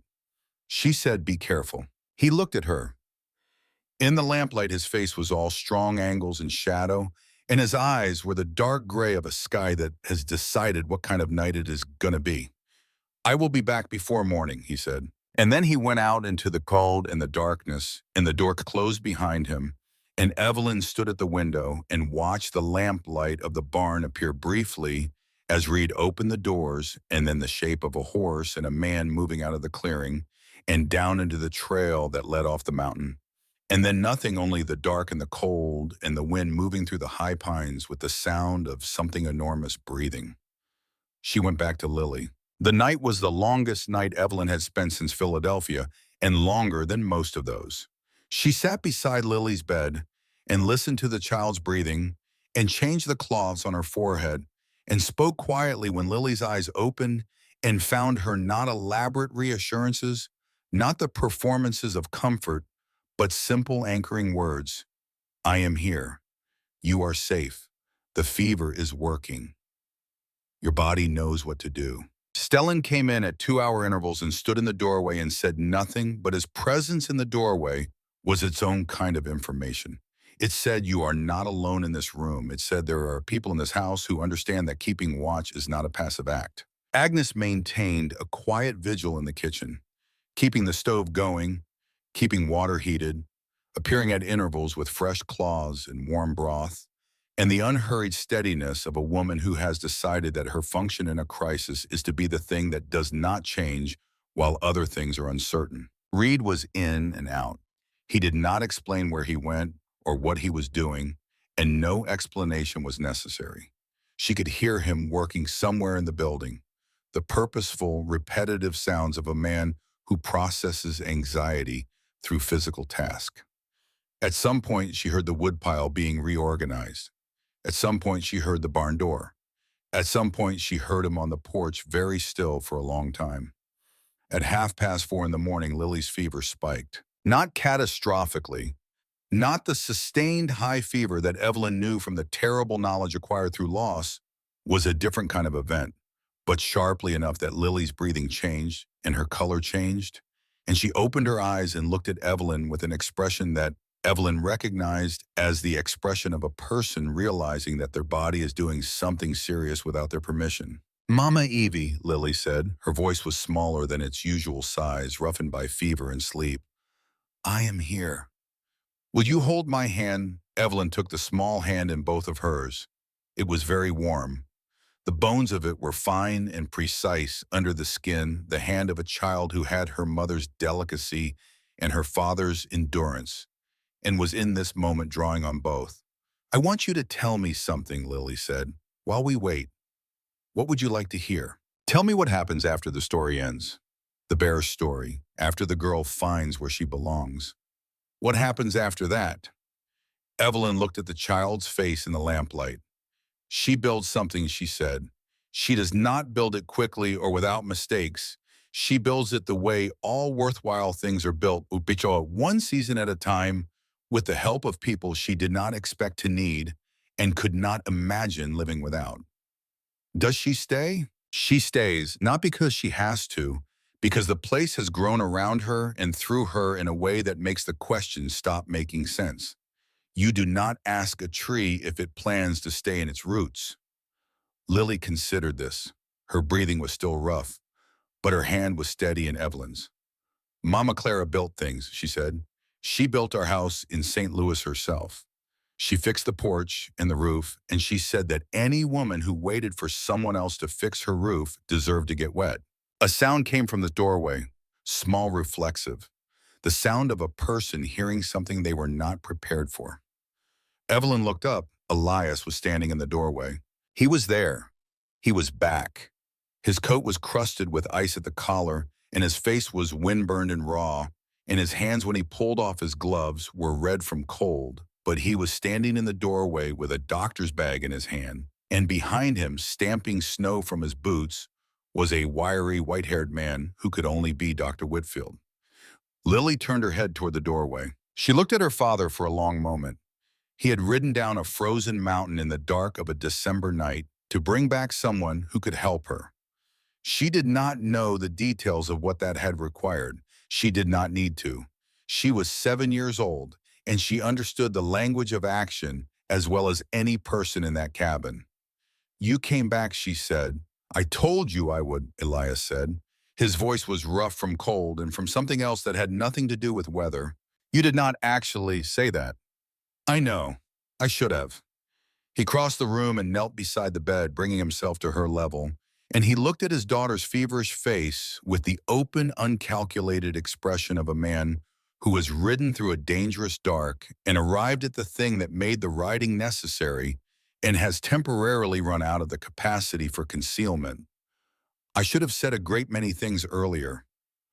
Lily looked at him with her careful gray eyes. Then she reached out and touched the ice crystals still caught in his beard with 2 small fingers, testing their reality, making sure he was solid. "Your face is very cold," she said. "It is," he said. "You should sit by the fire." "I will, after Dr. Whitfield has seen you."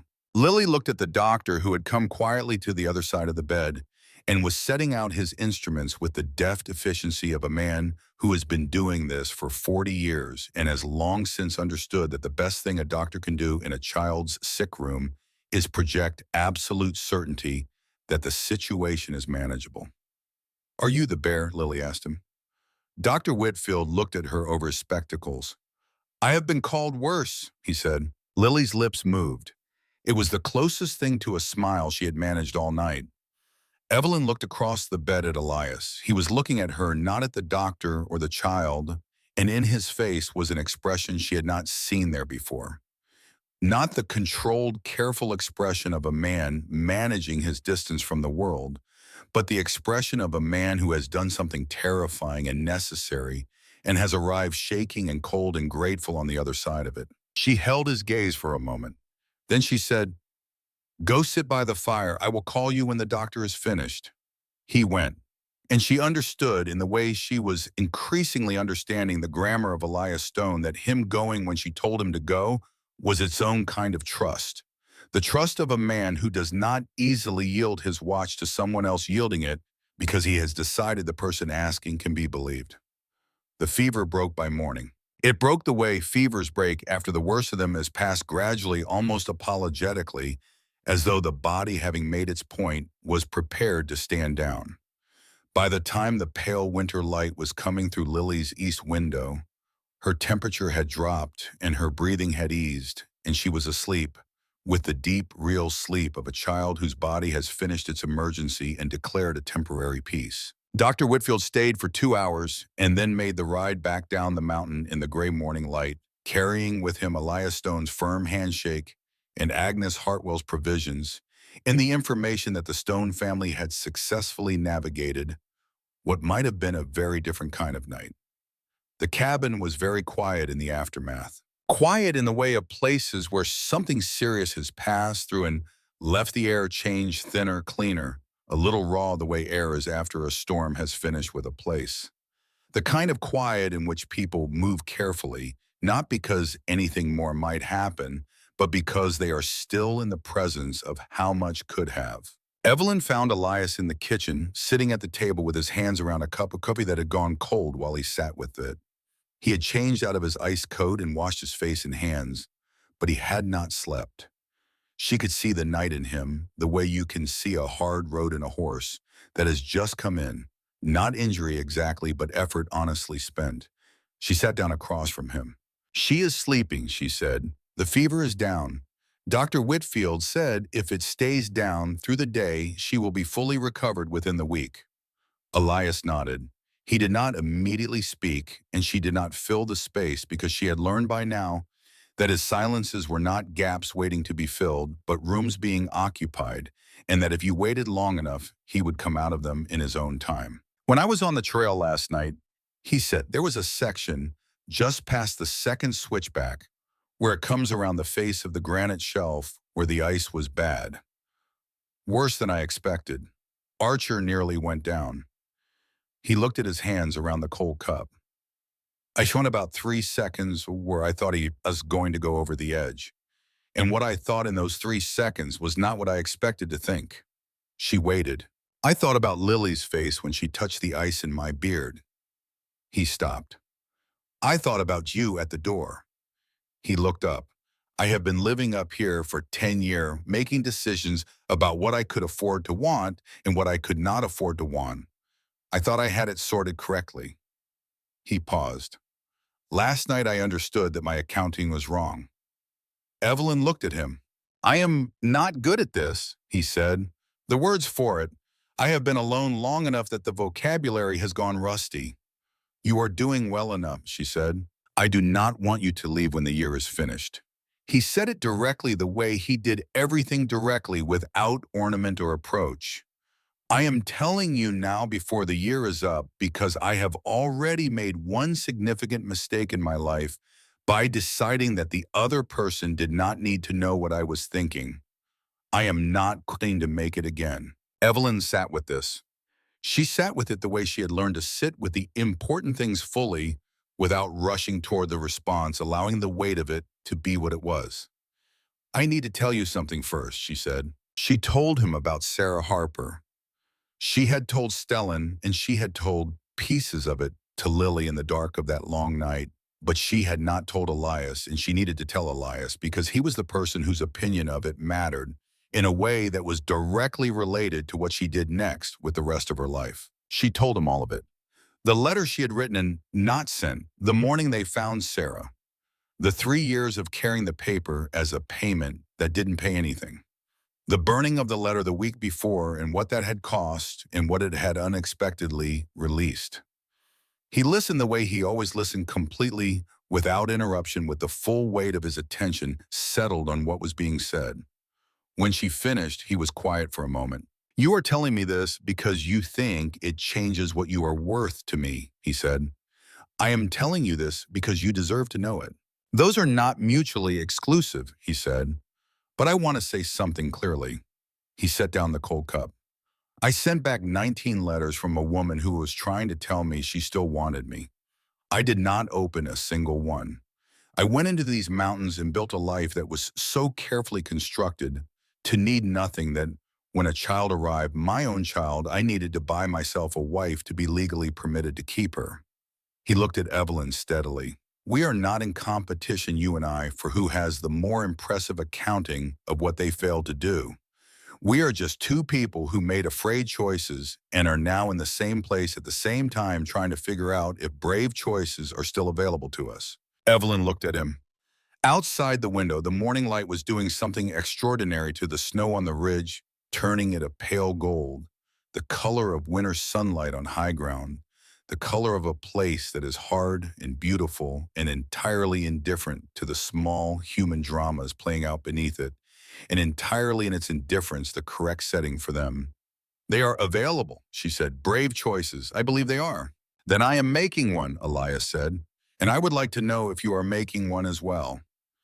Evelyn looked at the window, at the gold light, at the mountain that had become in 4 months the first landscape she had looked at in 3 years without measuring whether she could escape it. "Yes," she said, "I am." It was Reed who came to her 3 days later when Lily was recovered and moving around the cabin with the slightly theatrical energy of a child who has been sick and is now demonstrating the full extent of her recovery to anyone who will observe it. He came to her in the early afternoon when the others were occupied, and he said, "I am going to tell him." She looked at him. "About the letter I wrote to Clara." He was looking out the window with the set expression of a man who has made a decision he is not going to unmake and is in the process of accepting what comes next. "Lily asked me last week if I had a secret.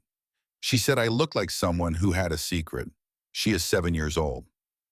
She is observant. She said, and I am going to tell you exactly what she said, because I have been thinking about it every day since she said, 'Mr. Reed's secrets make people small.' Mama Clara told me that. She said secrets are like rocks you keep in your pockets. They don't hurt until you try to run." Evelyn was quiet.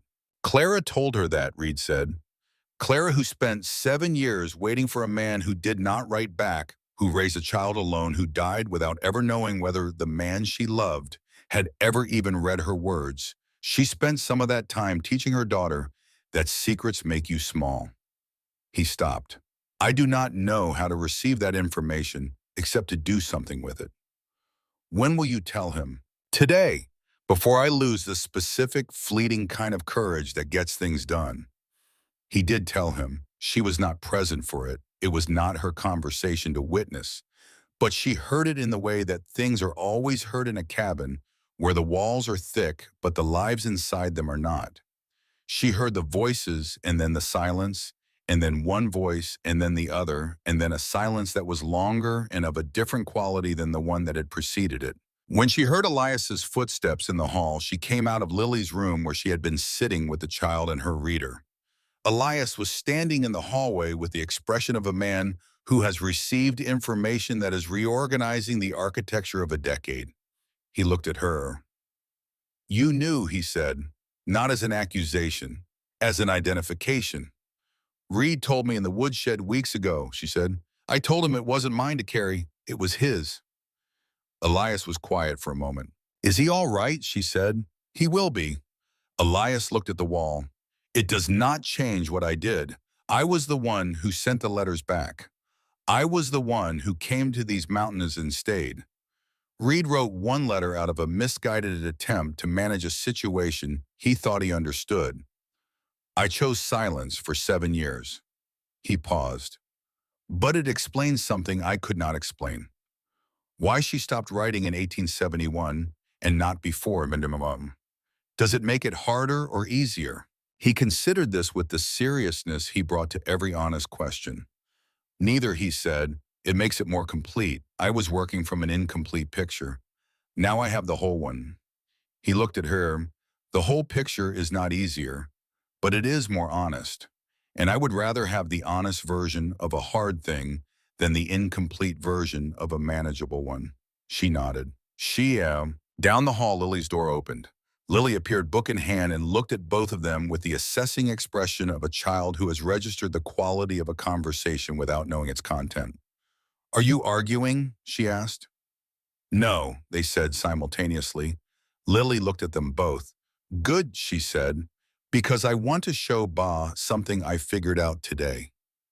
About the carvings on my bed. She looked at Elias. Come and see. Found a bird you forgot to tell me about. Elias looked at Evelyn. Something moved in his face, the faintest shift, the movement of a man who is learning slowly and not without effort that there is a kind of relief available in the moments when life is simply what it is without the weight of what it has been pressing down on every breath. I did not forget, he said to Lily. I was waiting for you to find it. Lily looked at him steadily. That is a very long way around. Yes, he said, I have been told. He followed her down the hall. Evelyn watched them go, the tall man and the small girl, the gray eyes they shared, the way Lily walked with the forward-leaning confidence of a child who has recently decided that the ground beneath her feet is on balance trustworthy. And she thought about all the things that had happened in this cabin in 4 months, and all the things that had been built, and all the things that had been finally and imperfectly and humanly told. The wedding was in January, not the contract, the wedding. The one that meant something because both people in it had made the choice consciously with full knowledge of the other's history and failure and ongoing imperfection and had decided that these were not disqualifications but simply the complete picture and that the complete picture was the one they wanted. Reverend Fuller came up from Redemption Creek on a clear day when the trail was passable. Agnes and Stellan and Reed were witnesses.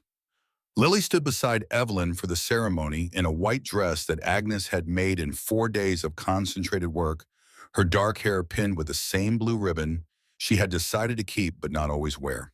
The ring was the ring Elias's mother had left him. He had put it on Evelyn's hand in October with the qualifier only for today. He put it on in January without any qualifier at all.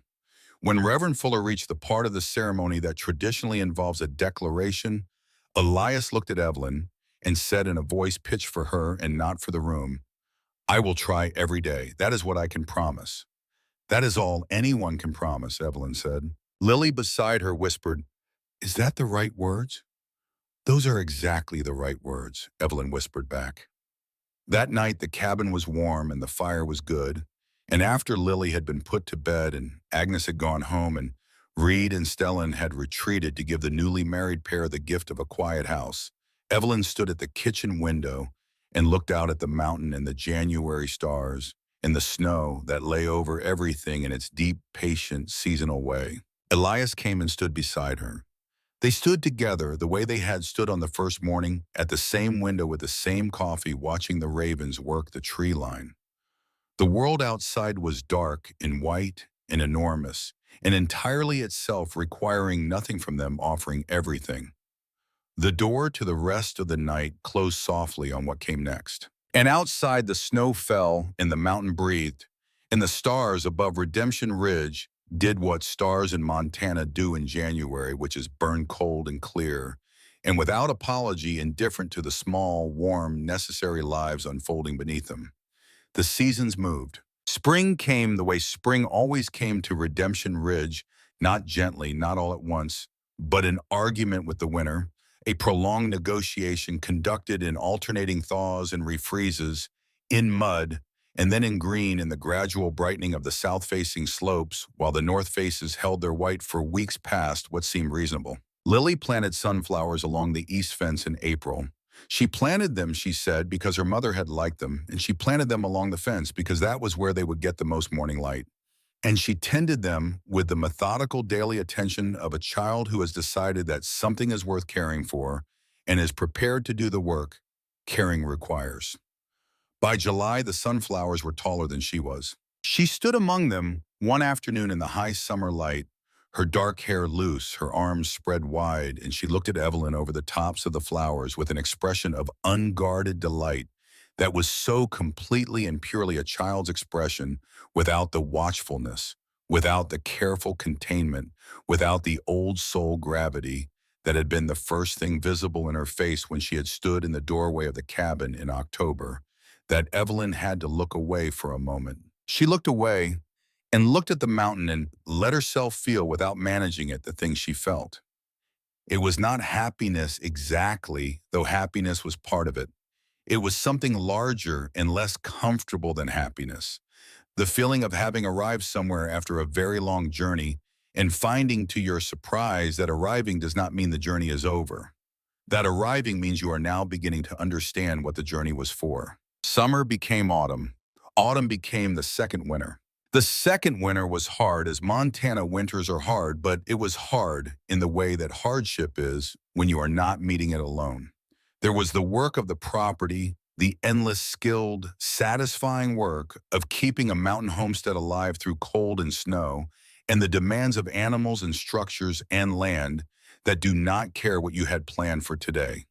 There was the rhythm of the cabin, the meals and the fires, and the evenings and the specific domestic music that only happens when people have been together long enough to stop performing and start simply existing. There was the night in February when Evelyn woke up certain, in the way that women know things before they know them, that something was different.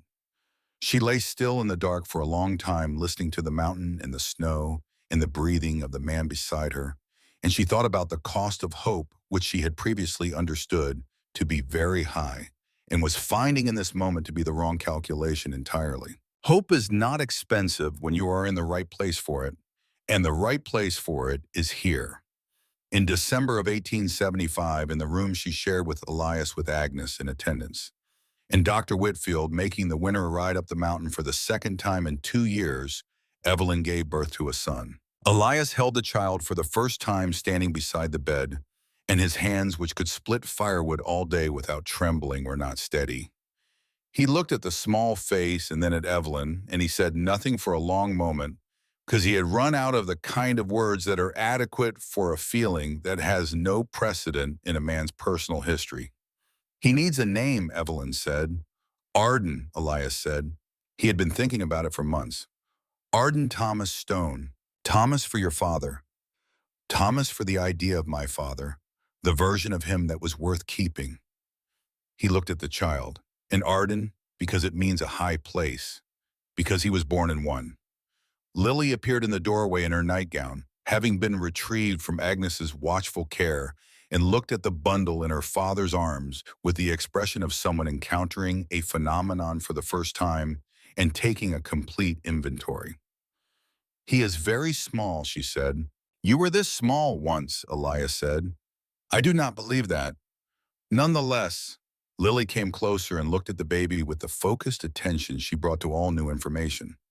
He has Ba's chin, she said, and Mama Evie's forehead. She considered this arrangement. That seems right.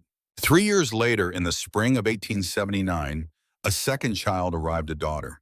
They named her Wren because she was small and quick, and arrived in the world making more noise than seemed proportional to her size.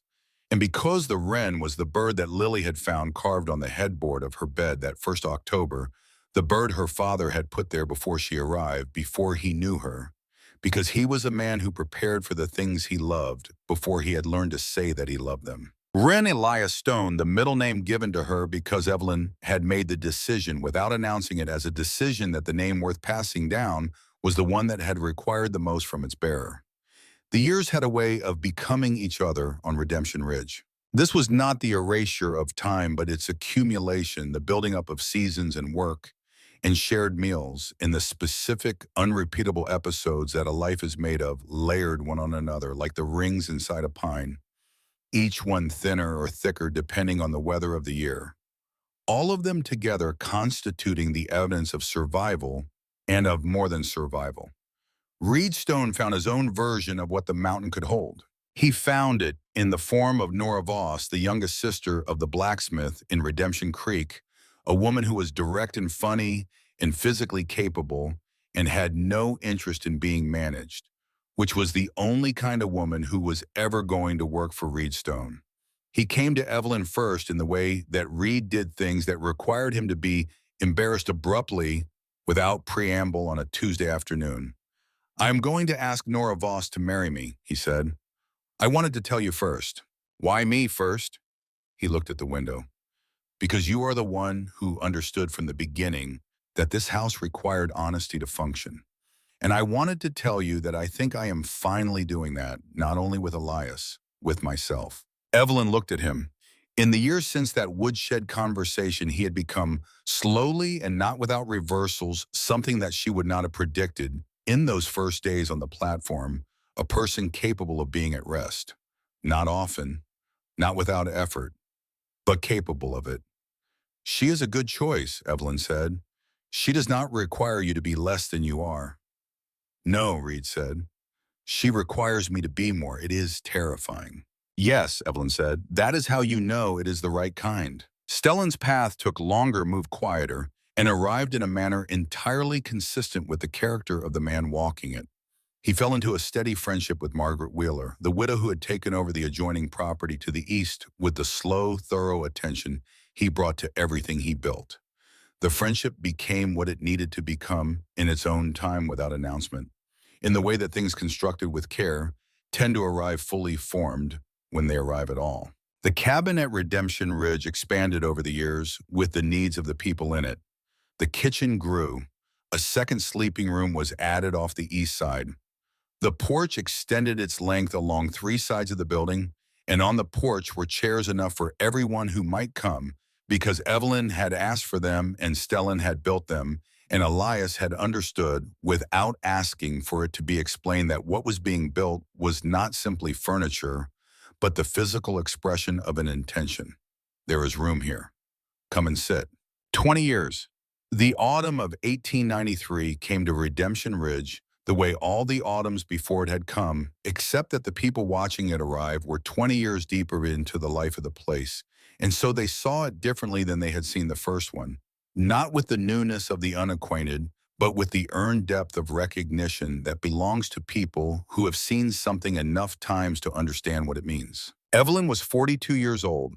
She had silver in her hair at the temples, which she wore without comment because it had arrived honestly and she had not arranged for it to mean anything more than the passage of time. Elias was 54. He moved with the slightly deliberate quality of a man who has been working a hard piece of land for 20 years and carries that history in his joints. But he moved and he worked, and in the evenings he sat on the porch he had built and looked at the valley with the expression of a man who owns his view.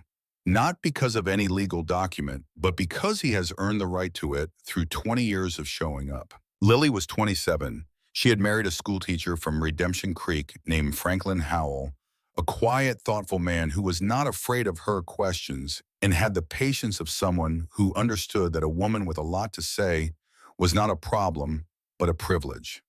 They lived in the town, but they came to the Ridge every Sunday without exception, because Lily had decided somewhere around her 15th year that Sunday supper at the Stone family table was non-negotiable, and she had communicated this position with a clarity and firmness that left no room for alternate arrangements. Arden was 18 and was learning the properties of wood from Stellan with the diligence of a young man who has found the thing he is for and intends to master it. Wren was 14 and was, as she had always been, the loudest human being who had ever occupied the Ridge with an energy that manifested as perpetual project.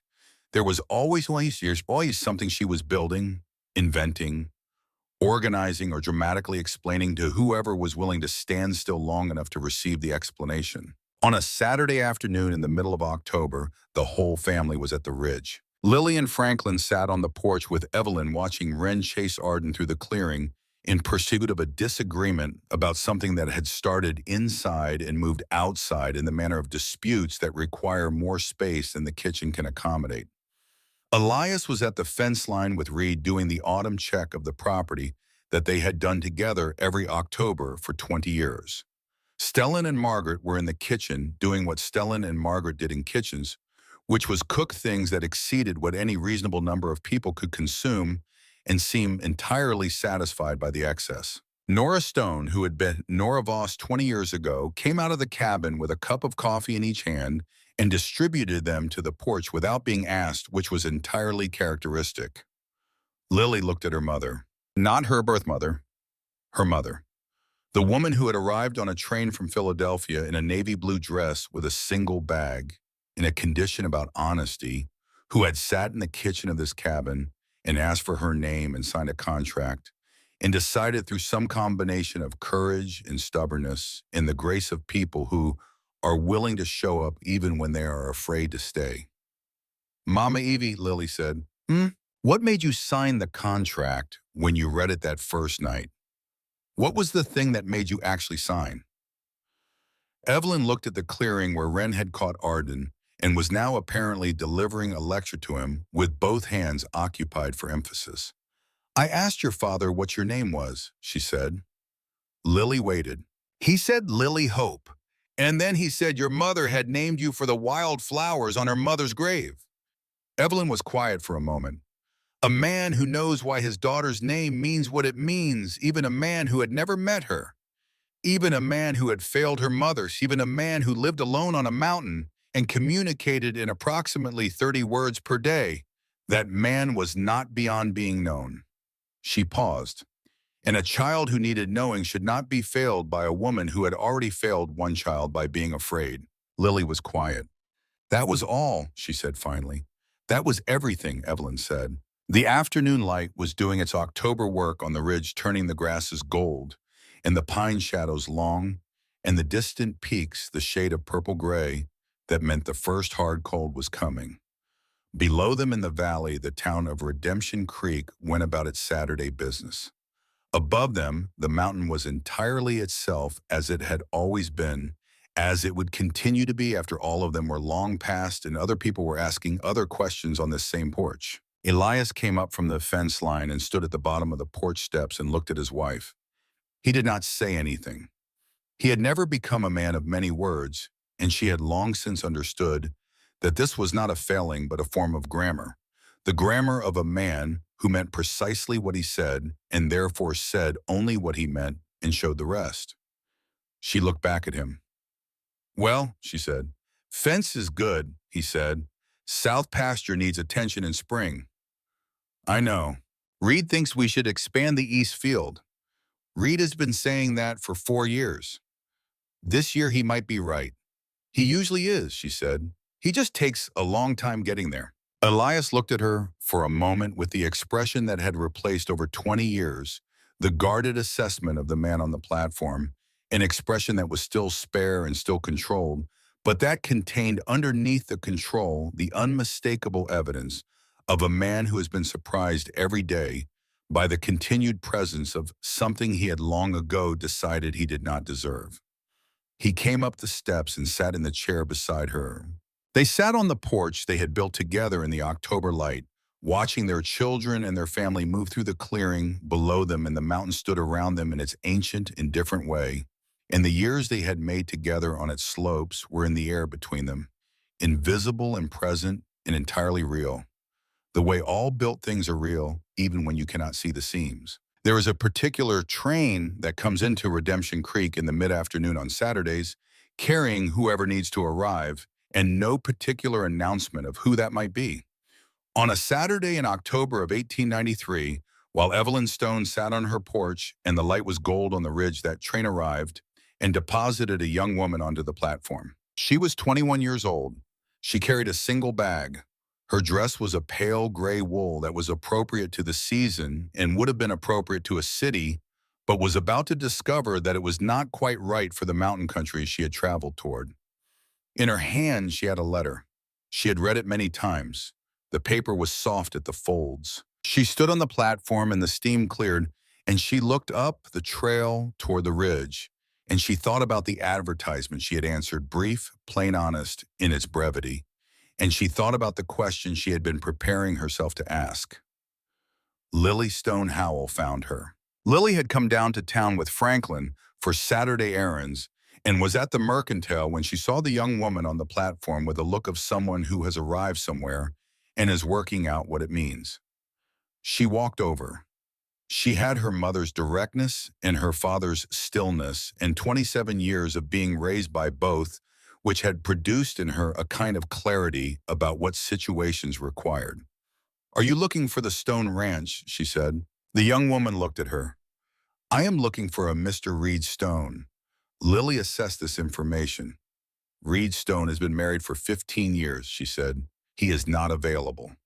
The young woman's face arranged itself into the careful blankness of someone managing disappointment in a public place. "But," Lily said, "there is a man named Stellan Stone who builds things that last 100 years and whose wife passed 2 winters ago, and who is at this moment in a kitchen on the ridge making enough food for 14 people, because that is how he handles being sad, and who is, from everything I have observed in 27 years, exactly the kind of man who would mean what he wrote in a letter." The young woman looked at her. "He wrote the letter." "He helped," Lily said. He always helps. That is who he is." She paused. "The question is whether that is who you are looking for." The young woman stood with this for a moment.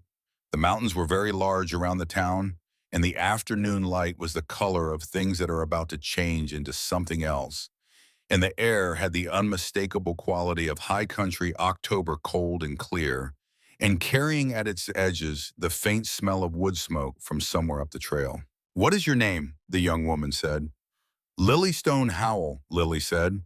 "My father is Elias Stone. My mother is Evelyn Stone. She arrived on a train from Philadelphia 20 years ago with 1 bag and 3 conditions, and she is currently sitting on a porch on the ridge with my father watching me do exactly this." She smiled the smile she had inherited from neither of her parents, but had built herself out of the materials both of them had given her. "She will understand what I am doing."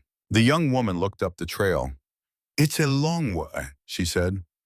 "Yes," Lily said, "but the trail is good, and at the end of it there is a fire and a table set for more people than are expected, which is always the case at Redemption Ridge, because my mother decided 20 years ago that there should always be room for one more."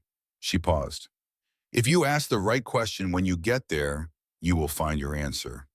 "What is the right question?" Lily looked at her, this young woman with her single bag and her folded letter standing at the beginning of the trail with the mountain ahead of her and the train already gone behind her. "That," Lily said, "is something you will only know when you are standing in front of the person who needs to hear it." The young woman picked up her bag. She walked toward the trail. Behind her, Lily watched her go.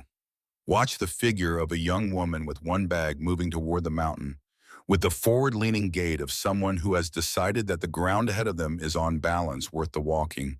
And she thought about her mother's voice 20 years ago in the dark of a sick child's room saying, "I am choosing every morning to be here." She thought about what it meant to ask the right question.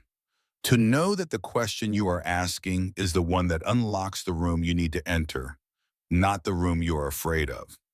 To understand that sometimes the most important thing you can do for a person is not to offer them everything, but to ask them simply and honestly, without strategy or management, who they actually are. On the ridge above the town, the cabin at Redemption Ridge held its fire and its family and its 20 years of accumulated ordinary, extraordinary life. The mountain stood around it in its ancient patience. The stars were coming out over the high peaks in the east. Evelyn Stone sat on her porch and did not yet know that someone was coming up the trail. But she had left the lamp on because she always left the lamp on because the lamp in the window was the message she had decided to send to the world from this mountain on this ridge. There is warmth here. There is room. If you have come a long way and you are carrying more than you should be carrying alone, the door is not locked. This is where you belong. Winter always ends. We built this together. The lamp burned steady in the window of the stone cabin, as it had burned every night for 20 years, as it would continue to burn for all the nights that were still to come, for all the people who had not yet arrived and did not yet know that they were on their way.